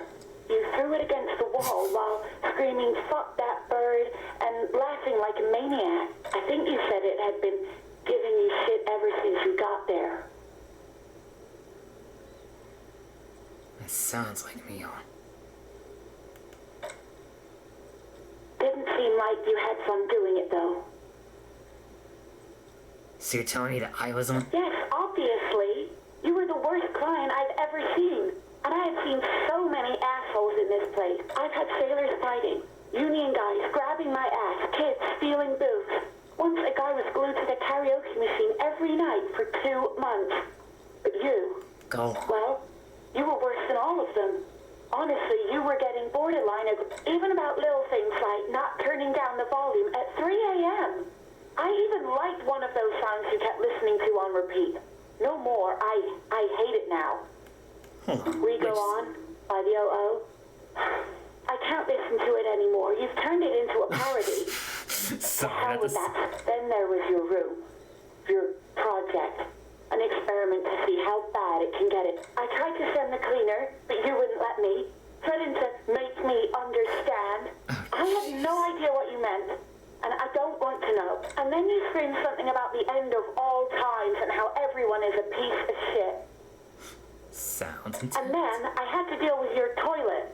The one you clogged with police documents, causing water damage downstairs, and I won't even mention you waving your gun around, harassing customers, threatening to sing karaoke, threatening to kill yourself. Okay, I get it. It wasn't very good. No, you really weren't. You were simply the worst.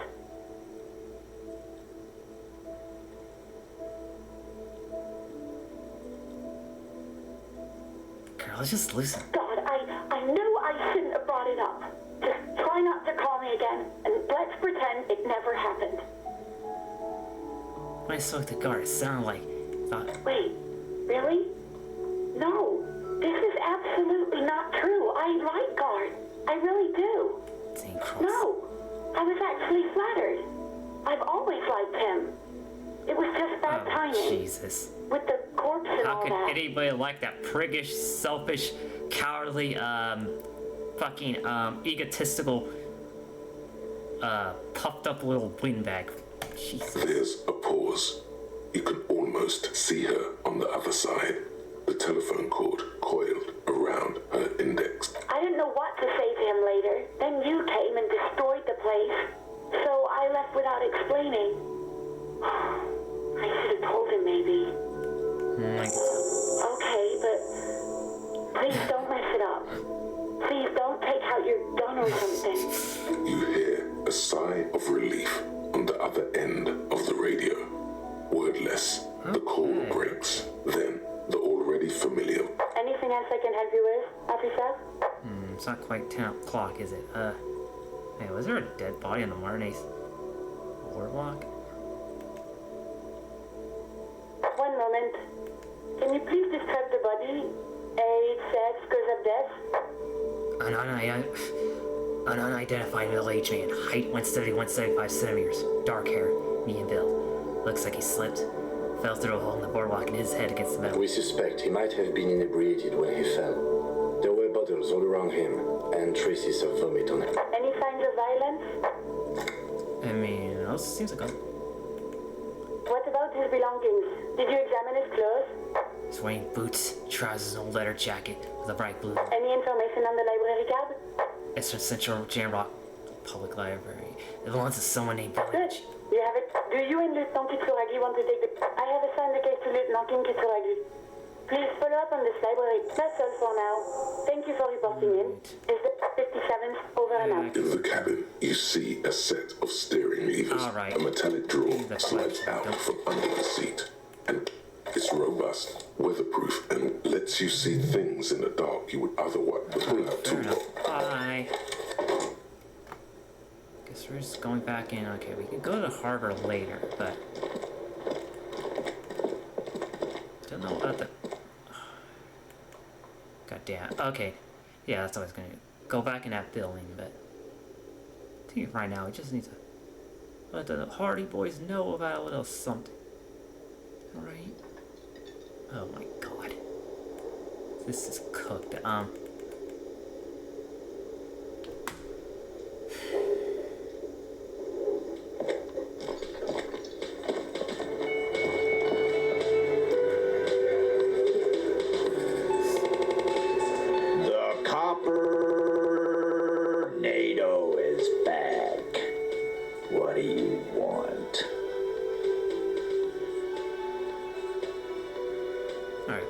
Wait a minute. Sounds like a thing cut out, but you know what? Fuck that. We don't have any time. I had to take a call, so there's an old cat talk lady in the old fish market on your side of the bay. She needs help. What's that, Copper? Oh, shit. You're local law enforcement, aren't you? Helping troubled civilians should fall under your jurisdiction. Yeah. We'll send someone out. Who is? Wait. It's the pigs, isn't it? Mm-hmm. God. Poor lady. Don't worry. We'll handle this. I think she got some family in Coulon or something. Bastards left her alone when she got sick. We've been getting complaints. Hey, wasn't Everett's B team looking for her the other day? They said something about her, I don't know, finding something? Yeah, I think you're right, Gene. She had something of yours, Bit. Whatever you do, do not admit to these punks you lost your gun. You will suffer if you do. Nope, she had No. Well, whatever. No. They totally said what it was. What was it? Anyone remember? I don't remember. Lane would probably I was fucking drunk. less. Let me know if you figure it out back there. Now, anything else we can help you with? What's her name? Auntie LaPlante. We always called her. Something LaPlante. Marianne, amigo. Right? Fuck you, pig. What the fuck you are playing at, huh? Easy, Al. Don't let him get to you. Have one for Auntie LaPlante, huh? Don't disrespect Miss LaPlante, Copper. She's good people. We all get a little crazy. Some wows, like before. Just an old lady. Her kids moved away years ago. Never come to visit. Never took her calls. She gets out every now and then. She did right by lots of us when we were kids. Always was a little off. But still. Us kids? That must have been ages ago. She was better then. The children kept her together. How'd she get like this? Wanted to be a cop, you mean? Well, shit. I don't actually know. Anyone know why she started acting like a pig? No fucking clue. It's gotta be the crazy. Who'd want to be a pig?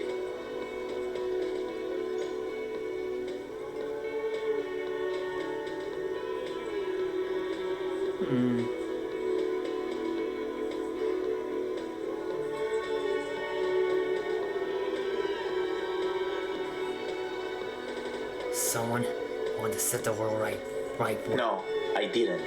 Because I'm not fucking stupid, Polizante. Yeah, Carl. That's some pretty fucking weird shit to say. The pigs, level weird. But whatever to get you. Okay, how get about one. No fucking clue. You are already signed up, Cerdo. Nah, don't worry about it, Al. The cops want to dress up and play policeman. Let them. We'll keep doing the real. Okay. Dunno. She lives by the water.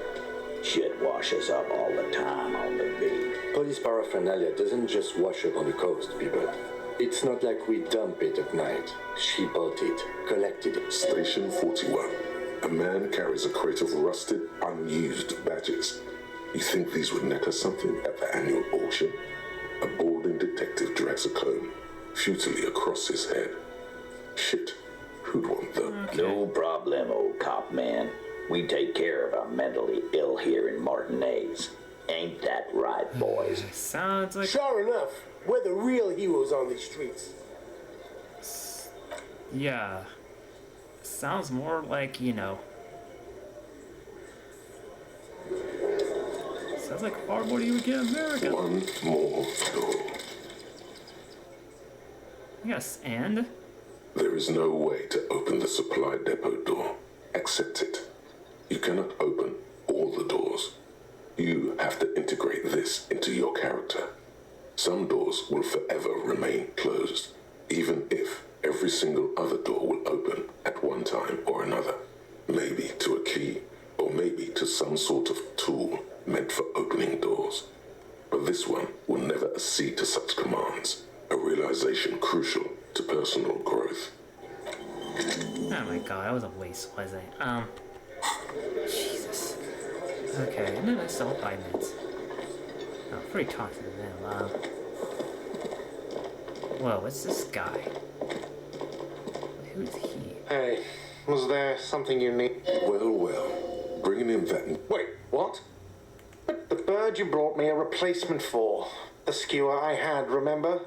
I found it lying on the floor with a broken wing the morning she left.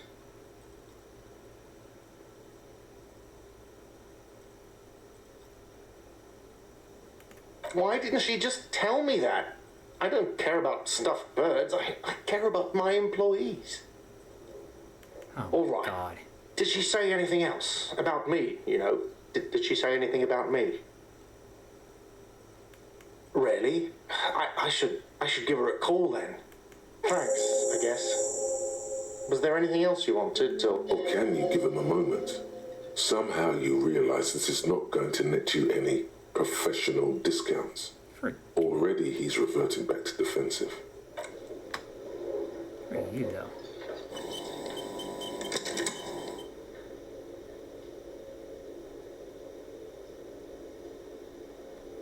Boy, am I ever so grateful to you, officer. Oh, wait. He looks kind of old, right? Okay. Well, I guess I could talk to these fools. It's great to see you again, officer. You don't talk so nice. Oh, sweetie, I don't even know how to thank you for finding my husband and helping him out. Look longer to picture. I hope we haven't been too much trouble for you.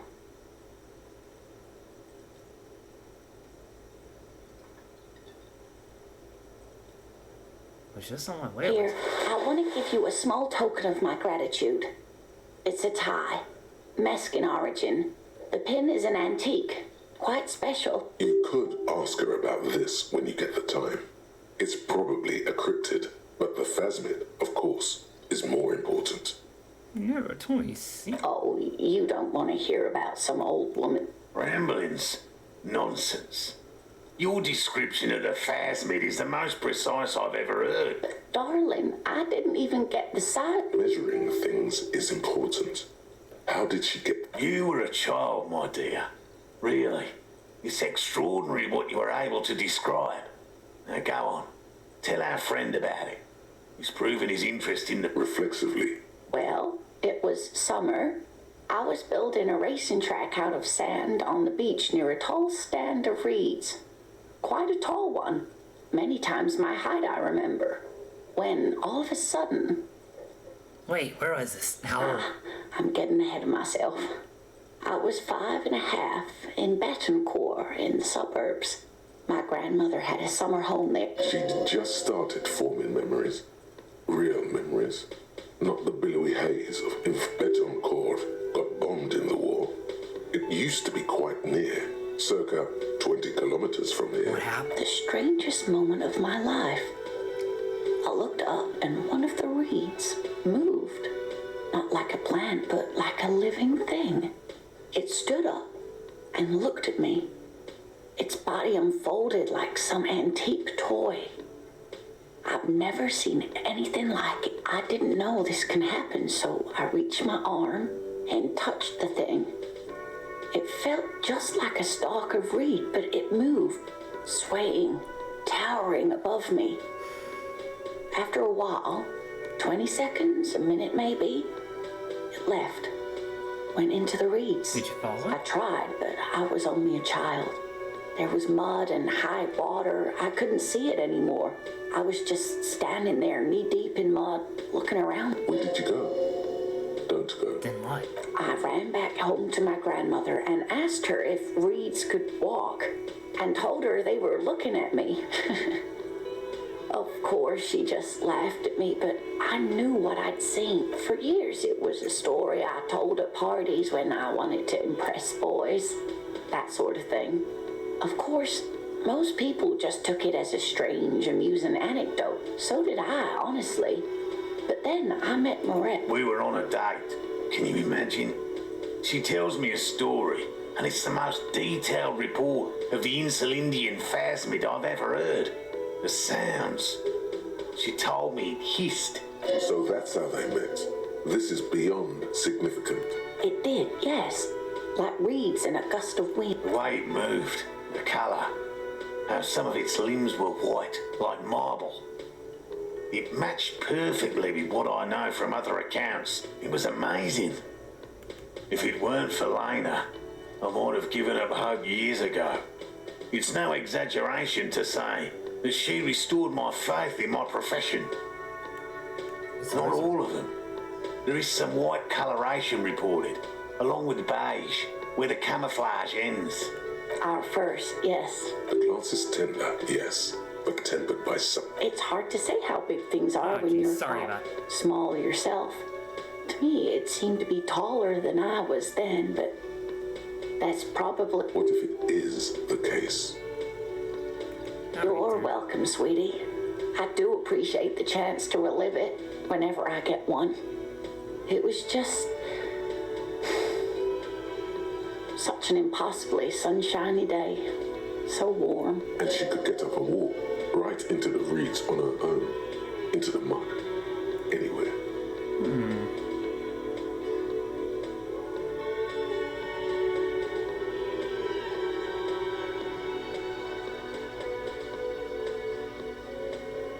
Oh my god, I don't know. There's really no point in manipulating anyone. She'd be only too pleased to tell you about her work. Go on and on. Oh, I'd be delighted. One cryptid, not a couple. One. This won't turn into some kind of cryptid extravaganza. Cryptid extra? And I don't. Or he'll be... Ooh, tough choice there.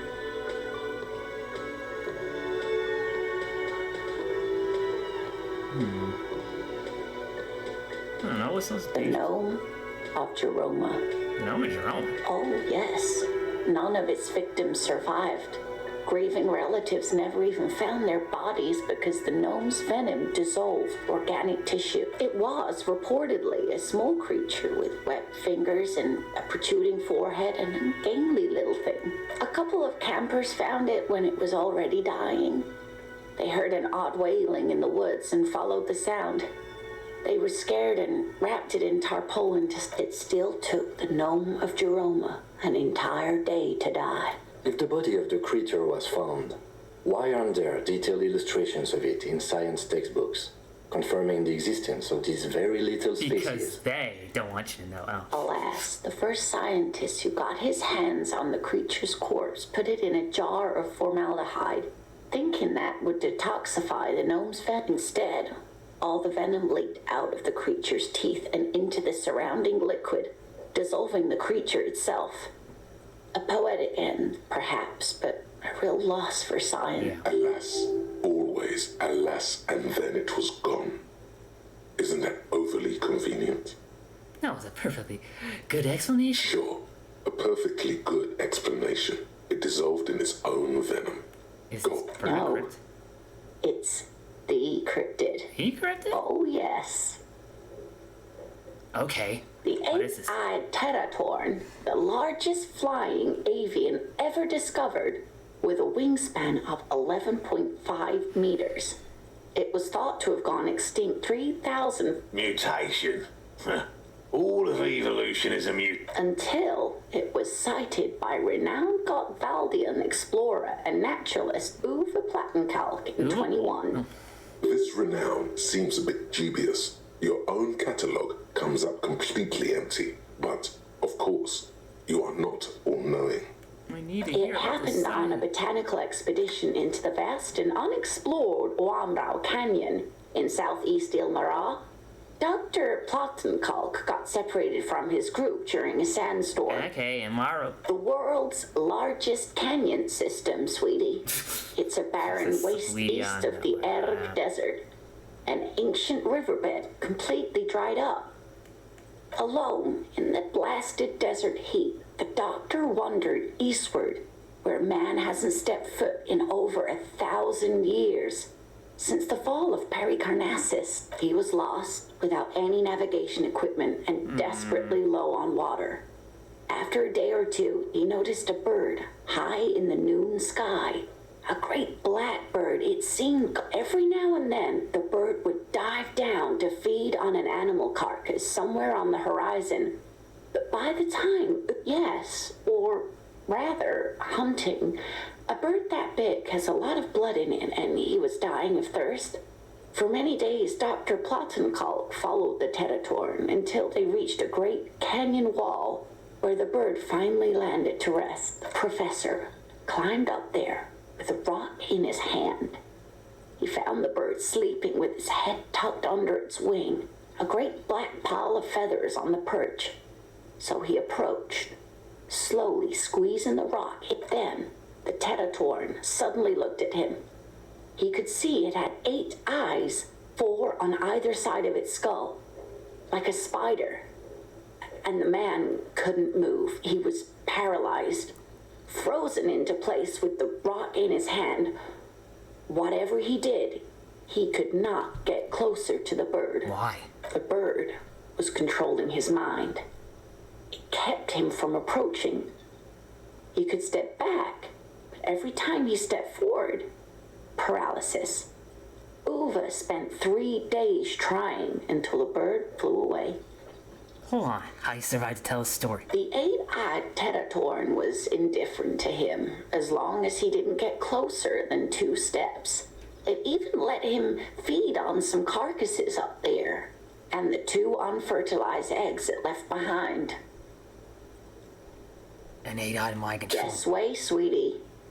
Cryptozoologists have been tracing it ever since, but Wamrao is vast, mysterious, and holds many secrets. Okay, go with the funny farm, you'll fat. There's no way something like that is gonna develop that shit for literally any reason and not be spotted by literally... Radar telemetry shows great promise. We will confirm this one by the end of the decade, latest. This one I liked.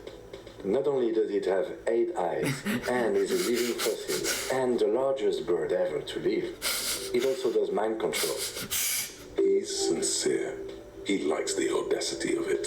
So that was the last anyone saw of it? Sadly, yes. But there are numerous reports of 8-eyed bird skulls from Il Mara. And then there's the striking resemblance to the Pericarnassian imperial eagle, an ancient heraldic symbol that is hard to pass off as coincidence. The imperial eagle, too, had 8 eyes.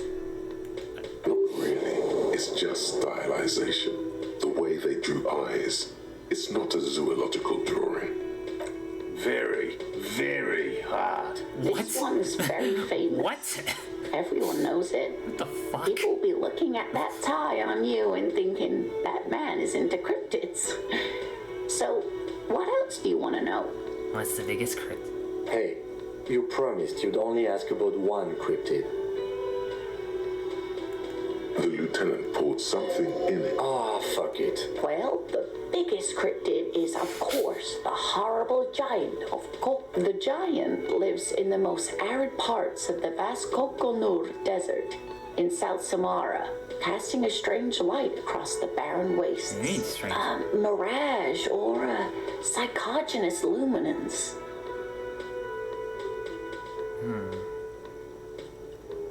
Is it dangerous?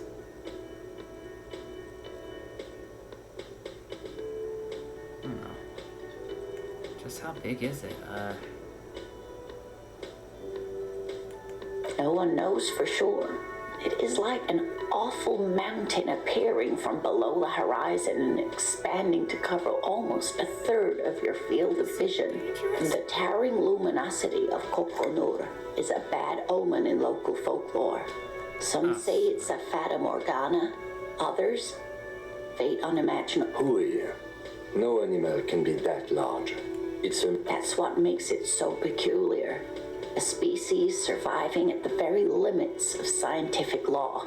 The giant of Kokonur must be the largest animal the planet can. There are limits, you see, to how large a metabolism an ecosystem can beget. Some say a gravity anomaly below the Kokonur desert might allow the creature to grow to these gargantuan sizes. That's not actually a terrible theory, I kind of think. Gravity does definitely have a certain kind of like effect on. Great. This is great shit. You need more gravity anomaly. Digging it. Digging this parascientific stuff right here. Cryobacter catlensis. Cryobacter catalensis? Yes, a unicellular bacterium that was discovered in one of the northernmost points of Kotla on the Boreal Plateau by renowned geologist Caitlin Mijanou some 70 years ago. But what's so special? The bacterial colony Mijanou found had remained alive while frozen in ice for longer than anyone could reliably estimate. Certainly from before recorded, Mijanou disappeared shortly after injecting herself with the bacteria she had brought back to study, no doubt in hopes of prolonging her own life.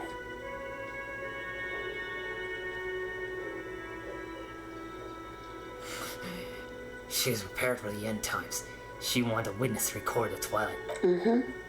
Mijanou did talk about the end of the world a great deal before her abrupt departure. Everyone thought the bacteria had driven her mad, but she really was a brilliant woman. Maybe the Cryobacter catalensis allowed her to see something no one else could. Wait a minute. Cryobacter, yes. Mijanou disappeared shortly after injecting herself with the bacteria she had brought back to study, no doubt in hopes of prolonging her own life. Yes, the bacteria had survived in the ice since times immemorial. It is not hard to see where she could have gotten the idea. Or, you know, the fact that it was like in ice for like thousands or millions of years, but... It's actually a little hard to see, but do go on. Oh, sweetie. It's not all quite so awful, but prolonging one's life does seem to come with risk. After Mijanou treated herself with the bacteria, she stopped aging, but also became increasingly eccentric and irascible, so that even her oldest friends were forced to pull away. Well, who knew? A 100,000-year-old bacteria could possibly murder like 80% of your brain cells within the space of, I don't know, a month. We can assume that she has been living somewhere in the wilderness for decades now. Wait a minute. All alone except for the Cryobacter catalensis coursing through her bloodstream. She literally just said that... Cryobacter, yes. Effectively, bacteria. Mijanou disappeared shortly after injecting herself with the bacteria she had brought back to study. Wild, yes.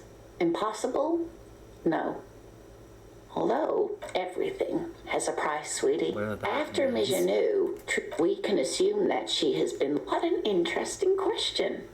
And the answer is yes, there are. Of course. All fairy tales have someone or something invisible in them. You're right, kid. It's childish. Okay, I won't spoil your fun. It's the Col de Mamadakwa. Its name means thin whisper of sound, and that's precisely what it is. Self-replicating sound waves, invisible and intangible. The Col de Mama is very afraid of us, which makes it incredibly difficult to track. You know, in addition to the fact that you can't actually... Col de Mamadakwa can also be translated as a whisper light and low.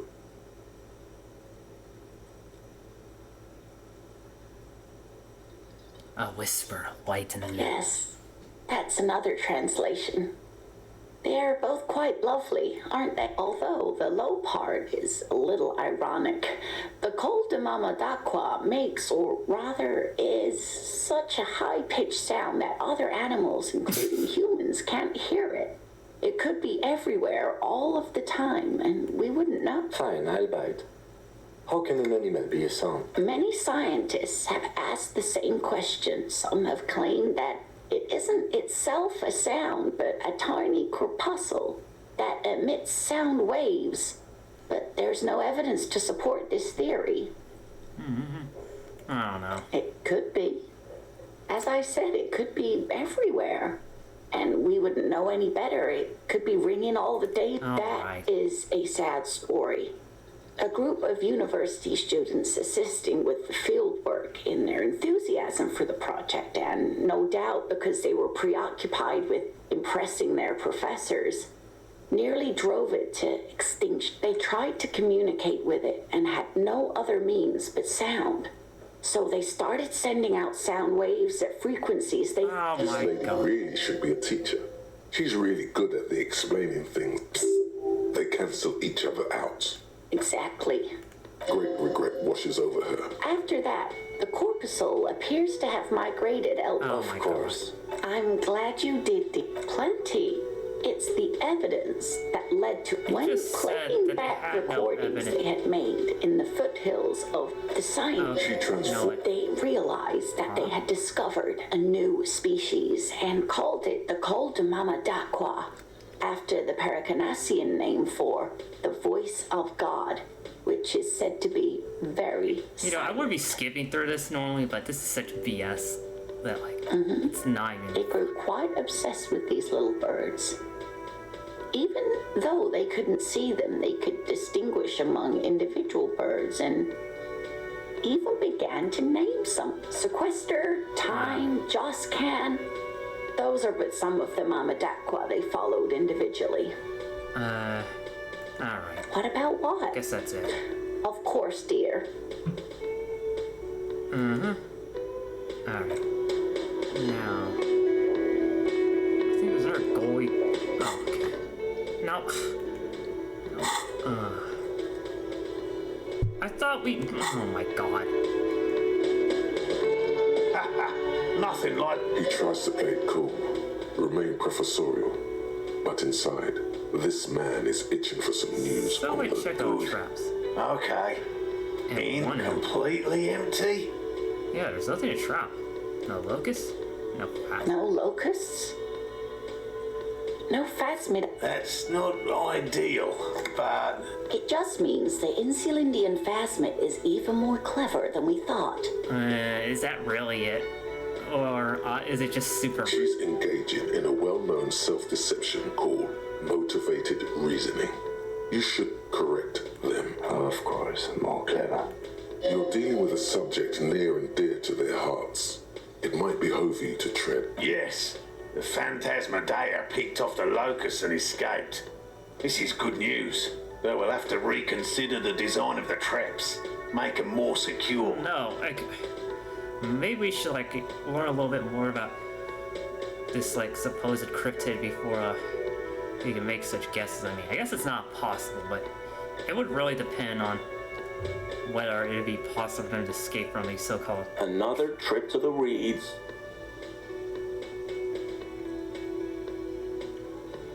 Sure, you exhausted all the alternatives. Of course we have.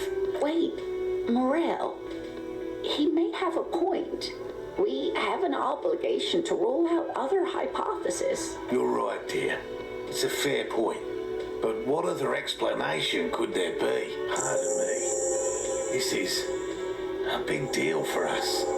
You've helped us twice now, and brought some great news too. My gratitude, and the gratitude of the Société Cryptozoologique de Ravachol is yours. Heartfelt gratitude. But does it feel like closure? What really happened? Yeah, we know the phasmid exists, even all their cryptids don't, right? Thank you, Itzimana. We should probably return to our main investigation here. This has been refreshing. Helping cryptozoologists isn't really a priority for our organization, is it? The lieutenant looks out the window, impatiently. Yeah, we should probably increase interfacing, right? Let's see.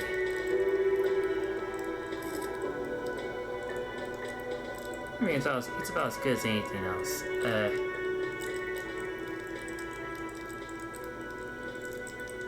Oh shit. Or I could just wear the shit that helps us. I suppose, hold on, okay. You have your suspicions, but nothing you can form into a viable explanation.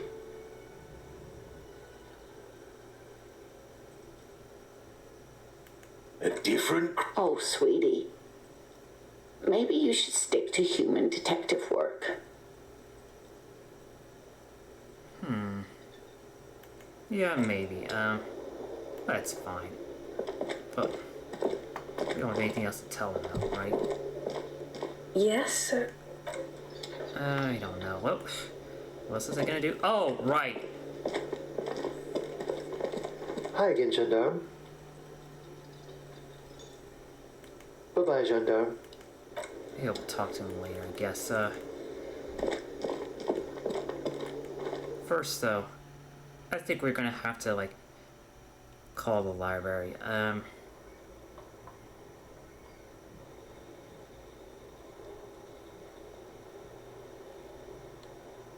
Mostly because maybe it'll take less time than the stupid, balcony investigation, but...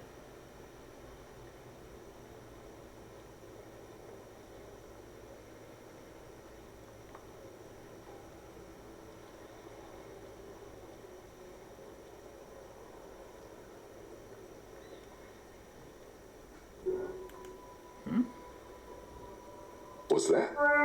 Could it be the Col de Mamadakwa? No, there seems to be an extremely high-pitched ring. Ultrasonic. Lena said it was very... Oh, shut up. Lena also said that it couldn't be heard by any other animal, including humans. What you're hearing must just be a regular bird.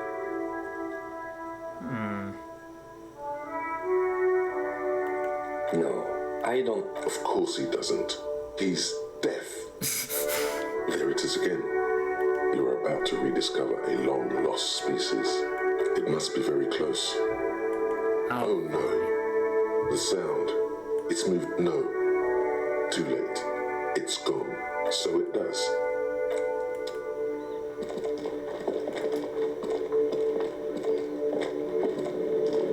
Why do these jerks go away? Inside, you see a set of steering levers, a radio microphone, a pull-out toolbox, and... This is Precinct 57. How may I assist you? Hold on. I've got Central Jamrock Public Library on the line, and I've already introduced you to the librarian. Connecting the call in 2, 1. Can we ban these idiots that are just... Sorry, somebody just...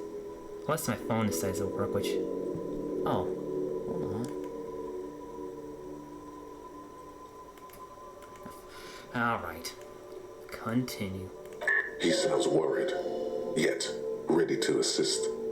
This is how people get when the police call. I'm looking for any information you can provide on Billy Mejan, a reader. Billy Mejan, you said. Give me a moment, I'll have to check our database. Yes, hello, are you still there? I found Billy Mejan's home address, is that alright? No phone number, unfortunately. They're too poor to have a phone line.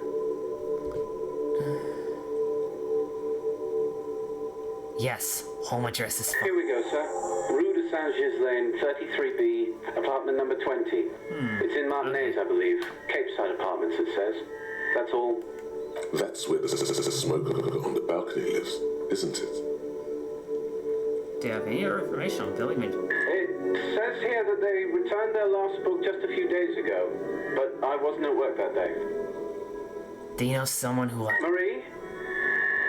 Marie? Do you remember a reader named Billy Mejan?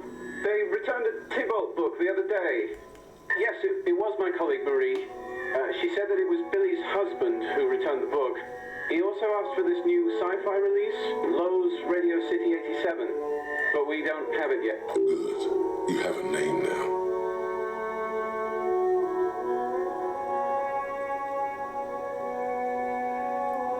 Can Marie... Oh my god.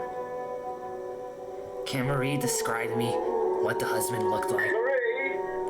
She said it was an older man, and that she's pretty sure he'd had a drink or two the last time she saw him. What was he wearing? 1 second. Sorry, Marie wasn't really paying any attention to that. Do you know the husband? Sorry, no. Marie knows Billy. She's been working here longer than me. Sometimes her husband returns some books for her. And then goes for a little drink later. On the lookout. Thank you. That's all from me. Happy we could help. Goodbye, officer. Oh. Anything else you need from me? No. That's really everything. 57. In the cabin, east. Okay, yeah, not sure. I mean, might as well go to roof it because it's not like I have anything better to do necessarily, but... Okay. We'll increase composure later. Because I thought it was something we might have to increase, but no, we're basically gonna use our freaking map to leap nice. And then go to the roof. Hold on, there's something else I feel like I need to actually, Hello. Lena and I were is that? just discussing the design of the new track. Oh my god. Alright, yeah, we don't have a whole lot of time left, so we're gonna make it snappy, at least as much as possible right now, but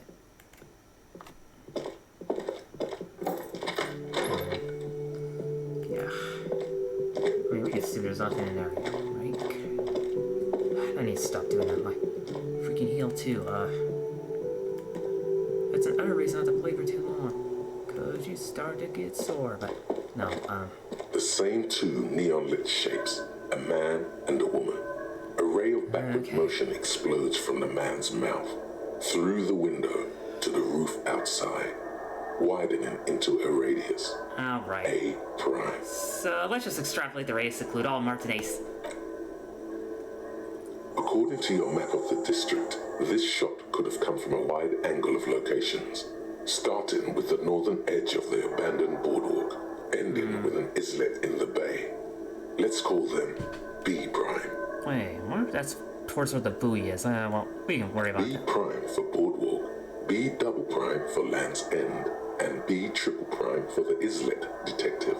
There may be smaller points in between, but those are too fine to zoom in on. Have a look at point B, I guess. 700 meters away. The likeliest of these B positions, 20% chance. A skilled sniper could have made the shot, provided he had a safe sniper's nest. Even with the light on inside, we're talking military training. At that distance, the perpetrator would have had to take wind direction into account. 1.2 kilometers away, the least likely of these positions, let's say 3%. A truly skilled sniper could have done it, possibly from a tent. No, too far-fetched. Okay, it's a little... 1 kilometer away, an unlikely point of origin. Beyond the docks somewhere, on an islet in the Bay of Martinez, perhaps. There are islets there, badly charted as they may be. The shot would have been a small miracle, 5% likelihood. There is an extremely narrow field of view from the bay to the window, between Rue de Saint-Ghislain 10 and 33A. The angle would have been extreme, and access to the islets is questionable. Kim, do you think a shot could come from her? From where, precisely? Let's say B prime, B double prime, B triple. I see you have given this a lot of thought. Are those the locations you've singled out in addition to the roof? And what is the likelihood, in your opinion, that it came from a further distance? Much less than from the roof. Okay, well, we should see if there is gunshot residue or sniper nests if we go down the coast. Alright. Rule these spots out one by one. It would be the diligent thing to do. Until then, personally, I'm going with the roof version. A simple... Oh, damn it. Oh, you're fun. Oh, wait, no. No. Oh, God.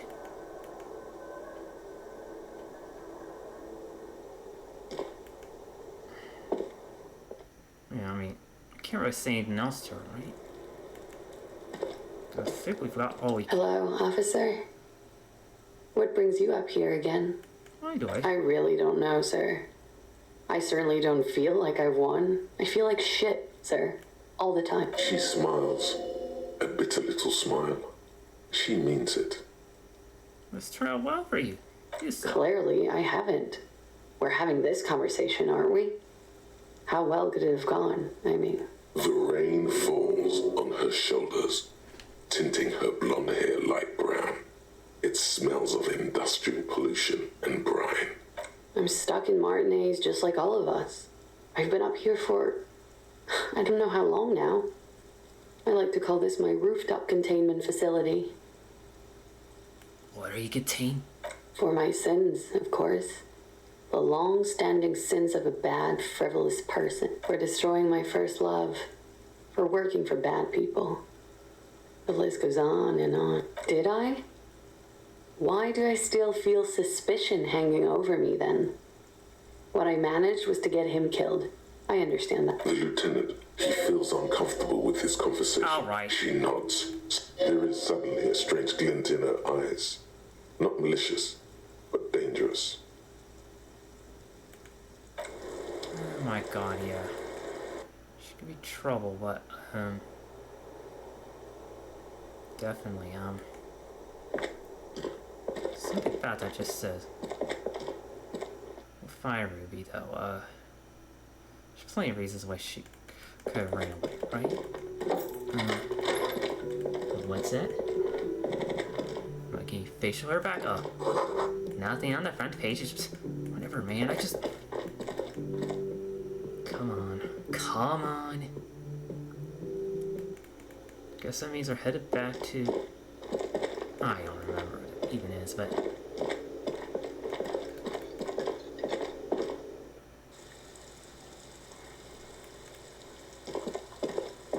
Oh yeah, the bookstore.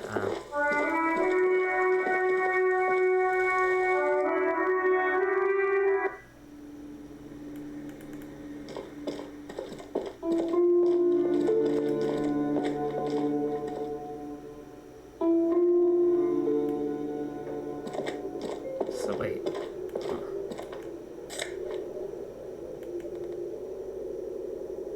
What? Okay, well... What a flashlight, though.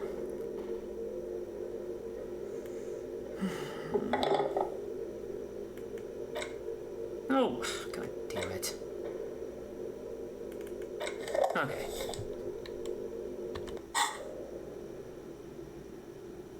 I mean, this has lights, so maybe you should be so worried about it. But maybe there's something back here, but... You tell me that's not creepy? Don't believe it, buddy. There's something very creepy and wrong here. No, I don't think we're gonna get attacked by shit, but... Anyways, it's sort of the other thing that Suna told us about is,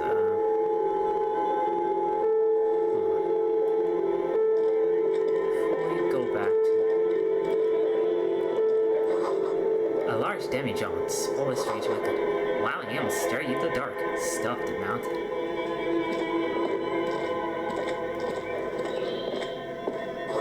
Airship rotors covered in spider webs. They remind you of blades, yeah. What do you think a rotor is, genius? Oh, rotors covered by spider webs.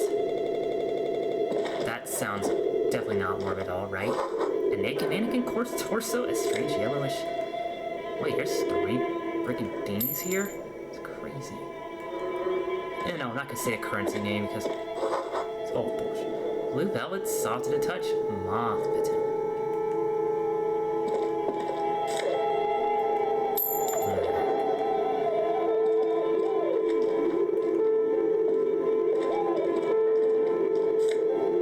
Now, you might want to know about like if I'm gonna ask something cryptic again. Actually, maybe you don't, but let's just say I'm in no rush for it. I'd rather talk to a stranger, a smoker on the balcony, but this guy's a street stream. Printed on laminated top layer. Okay, so we got what we came for. Oh, is there something else? Perhaps. Why is there suddenly more noise here?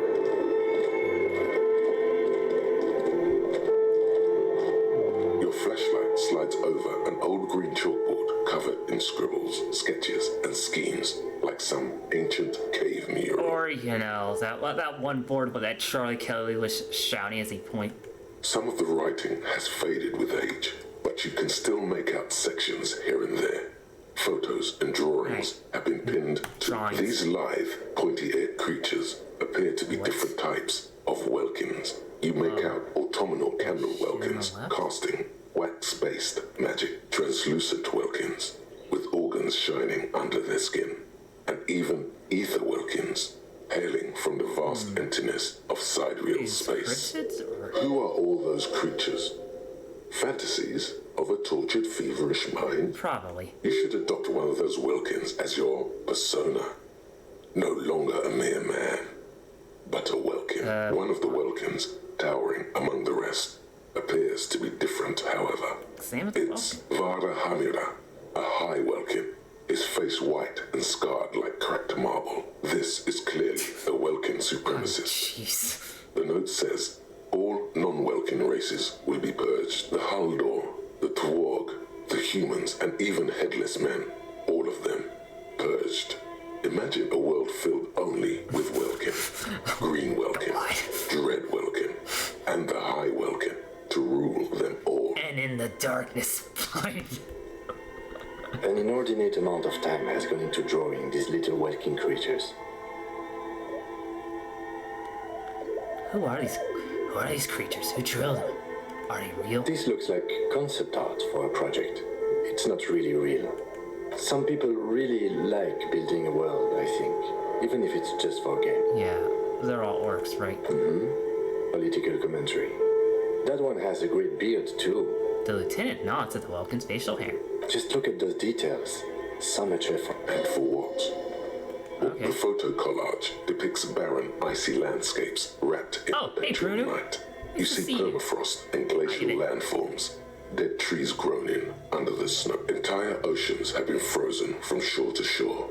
There are pictures of settlements on dried up riverbeds, abandoned in a storm.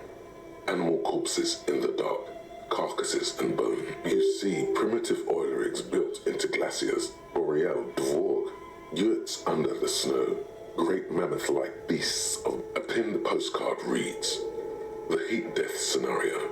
A desperate fight for geothermal energy engulfs the world as Wirral becomes untethered from its sun, drifting through the universe. What the fuck are you talking? This is a monthly calendar from the year 50. Cryptic words like sprint, daily minimi, and GPI span the marker-drawn grid. The grand scheme of production and money. Everyone is constantly teetering on the edge of the abyss, an abyss of production. These squares look orderly, but beneath them is chaos, worry, pain. Minimi stands for a mini-meeting. It's part of a bigger framework for managing work called RUN. Station 41 tried to implement it a few years ago, but failed. What happened? As time goes on, the numbers in the boxes grow rarer and rarer. The board becomes an empty snowfield in the final days. Only failure and regret dwell in this. Looks like they didn't make it. A note in the bottom left corner of the chalkboard says, see the prod schedule filament for details. So what do Welkins have to do with any... The handwriting is only partly legible, but you can still make out 3 slogans. Call in, tune out, Wirral untethered, and heat death of the universe. I'm starting to think that Suda's employees maybe feel not right in the head. But, scribble across the notebook. Developers the most advanced RPG in the universe. Okay, fine. Ruin all the fun, why don't you?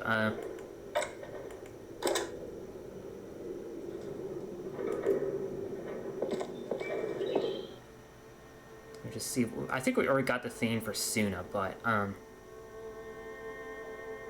sure there's more back here, right?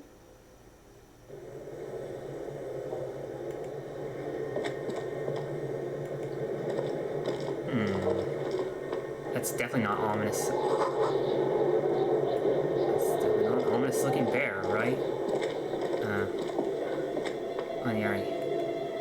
Yeah, we'll take a look at that later. The wall collapsed. It's inaccessible now. Well, okay, we can look inside. A thick layer of coal dust covers the furnace, coloring it pitch black. Shot your pants. Thank you all for the raid. You get far witchfire. Yeah, Venom. Great to see you again. Oh my god. Looks like this furnace has a face, and it's a face of agony. Kim, what is this thing? Looks like it. Looks like an old central furnace used to heat the building. It's connected to the chimney. No one has used it in ages. No signs of any recent fire. Only dead rats. Alright, I guess we can look inside. It's dark and grimy here. In the darkness you can hear chatter. It's coming from above. A voice, or several voices, talking to each other.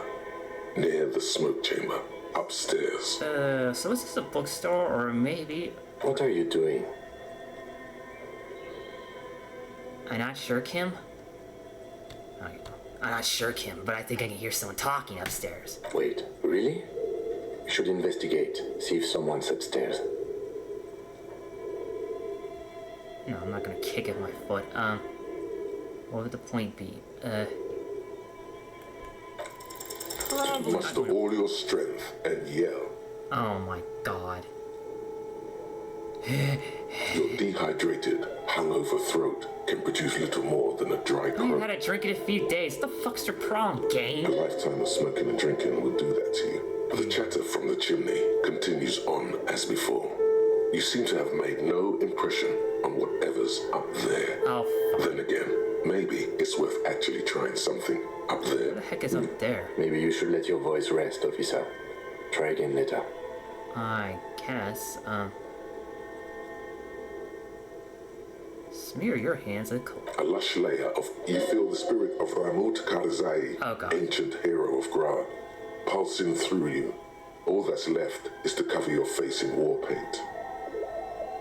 Hadrat Karzai! Okay. No, who cares? 3 dangerous stripes appear onto your chin. What are you doing? I am the reincarnation of an ancient Ilmarin warrior. Please wipe your face clean of it. No, you're a proud warrior. Keep it. Fuck it. These 3 stripes give you strength in this dangerous realm. It would be foolish to remove them. We're exploring this dark place. I need the protection my war paint affords. And this protects you? This is traditional war paint. No grant me safe passages spirits that guard. Okay, sure.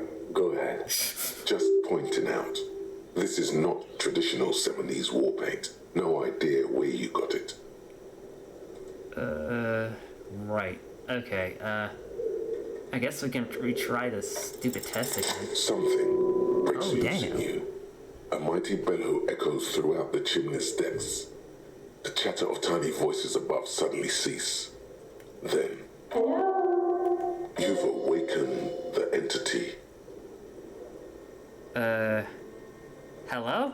Are you there? Hello? Did you say anything? I can't hear you. Please come upstairs. There's a safety curtain on the 2nd floor. I'll open it. Are we below Cape Side or You what? hear a low rumble upstairs. The sound of a curtain being pulled aside. I didn't know it. Like, where exactly? After you, officer. Alright. Nods. Oh, okay. Why did we waste our time, huh? Let's check out the bear's red eyes, because I'm sure there's absolutely nothing creepy there whatsoever, right? An ice cream maker. Defrosted and unplugged. Okay, looks like there's a lot more here. Okay. The flashlight casts a strange shadow. There is a hidden doorway here. Okay. So maybe we can, wait, what? Okay. He was just being weird. 2 rusty rifles are hidden above the piping. They look inoperable. Someone stuck some busted guns beneath the ceiling. A few bricks have fallen off, revealing a compartment behind the wall. It's too dark to see in. There's a hole. There is, yes. And there also appears to be something inside the hole. Interesting. Your hand reaches deep into darkness and spiderwebs. Rummaging around, you find rusty rifles hidden away. Waste our time with this crap. We should be on a case. Well, it's okay. We're not Are these any good? finished. Most of them are rusty and inoperable, like the rest. Oh, wait. But one catches your eye. A bolt-action model with a fine wood stock in better cosmetic order than the other. Take it. You're a police officer. Police officers carry guns. That's a rare sight. Seems to no longer be functional, but still a beautiful thing in its own way. What does this Which mean? means there are firearms, breech loaders, still lying around in Martinez. This would have been good in our case against Ruby for Titus. Too late for that now, but still, might be useful down the road. He likes this find. They're ancient. Seems like an old bunker from the revolutionary period. Look at all those Blah, blah, blah. Okay,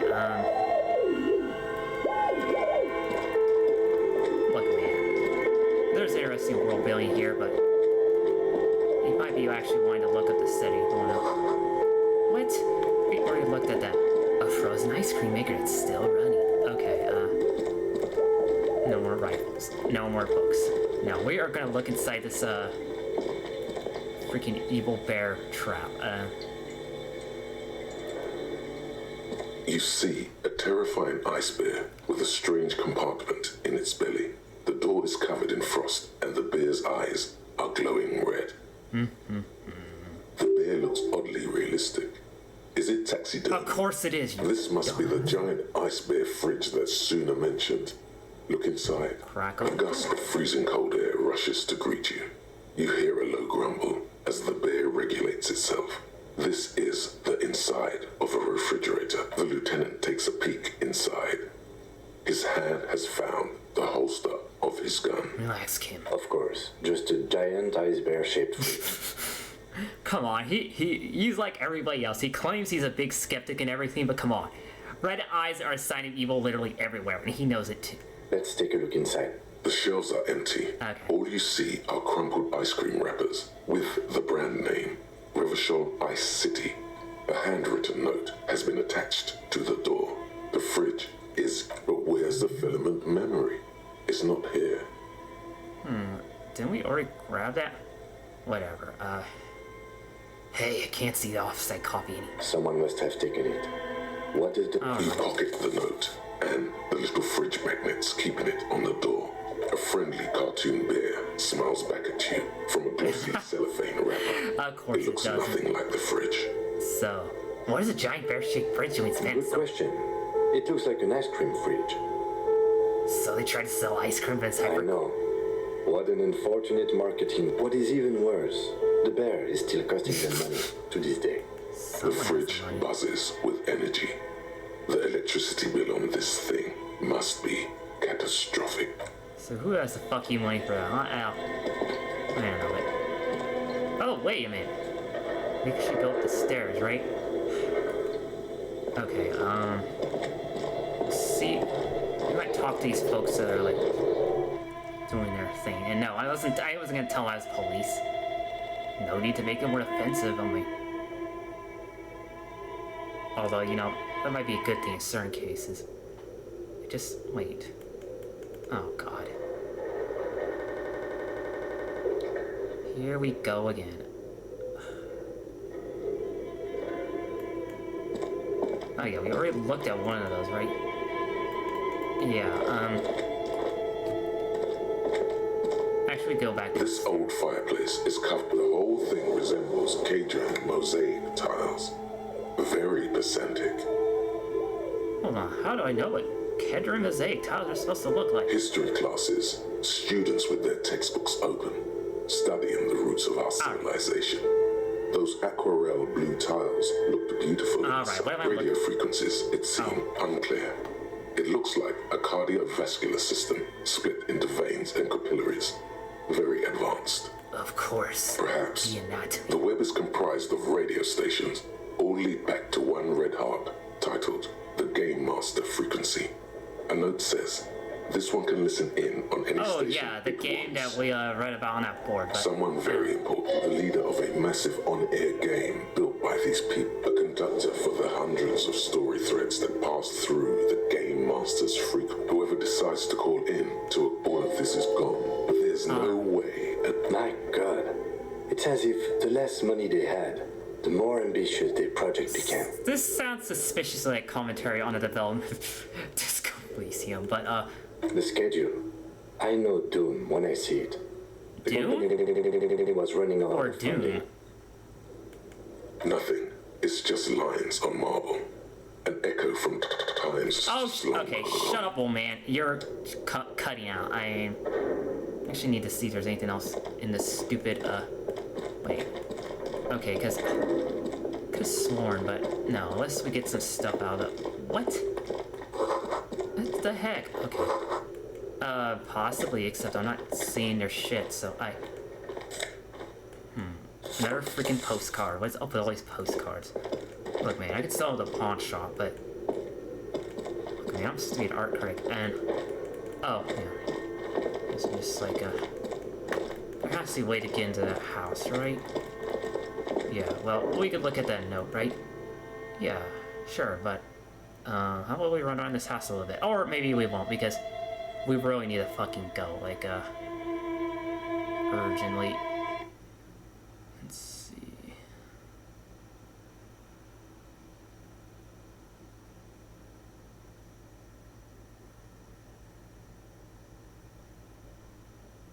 Okay, don't think I'm missing anything in here, though.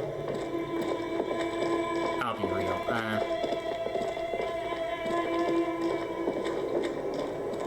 Except for this, but intercom wires running into the breaker box. Hey, okay, we didn't actually look at the breaker box, did we? Two cables are plugged into the breaker box. The red one leads to the Ice Bear fridge, and the black one to the ice cream maker why would we nearby. unplug any of them? No. Oh wait, that's probably what goes upstairs, right? Okay, you know, before we do that, we're gonna read the shitty note that we just picked up from the... No, god damn it. Okay. Interact. The note is written with a blue pencil on a piece of lined office paper. The kitchen magnets have left spots on its surface.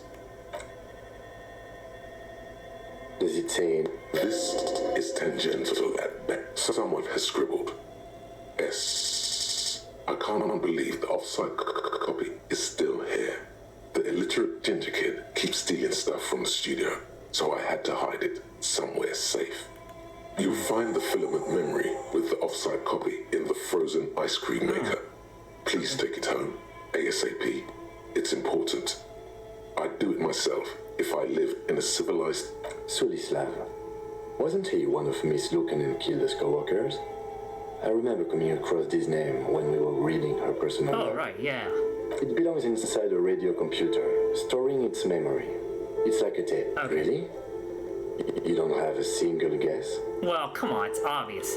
You mean Kuno. Oh, I'm sure that child would love to get his hands on the filament memory.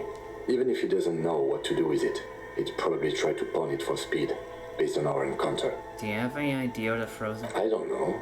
I assume it's somewhere close. Didn't you see one right next to the breaker box? Yeah, alright, well, that's cool and all, but our time is officially up, so just go ahead and get out of here, and then, you know, I'm not sure we're going to raid to, and I don't even have to answer that right away when it takes as long as it does to actually exit this fucking game, but, I mean, probably the slaughter, but I'm not entirely certain as of yet. Let's see, let's hope that, I mean, ads aren't too long, thankfully, because I actually reset, although the particular options of menu that they put it under, it's a little bit difficult to locate, I'll just say that. It's not in settings, it's like, in monetization, but, yeah. That was fun, wasn't it? Okay, maybe you only came in like the last 15 or 20 minutes, but we definitely accomplished a few things, and we still have like way more to do, because the detective's work is never done. Never forget that. Or, you know, go ahead and get rip-roaring drunk and forget literally everything that you've done in the last, like, fucking month or so. I mean, that's always possible. 2 weeks isn't more apt, but whatever. And of course, I mean, given that I couldn't even exit out of the game in the first place, perhaps it's no surprise that it's taking so long to quit. But, come on, you're telling me the church is not actually a good thing? Yeah, now we know why. This was one of the first freaking scenes that show up as far as pre-selected shots go. Because, like, see, I don't know how you take screenshots of a game that you don't get in Steam. I'm sure there's a way to just like capture the screen somehow, but I'm not entirely certain if there's like a universal key other than like print screen. But anyway, going back to hoping the stupid Firefox actually opens up or off. What did I say? What are you doing? Oh God. Okay, did you seriously just shut down?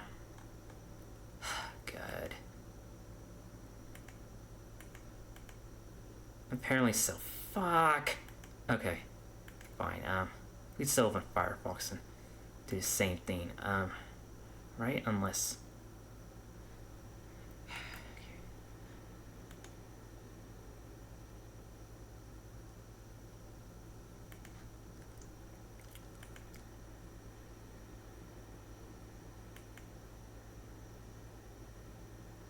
see, Miss Slaughter's playing Risk of Rain 2, but I mean, I actually try to do someone else.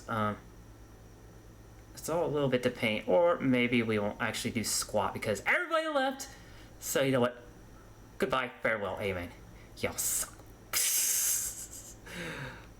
Ah, shit.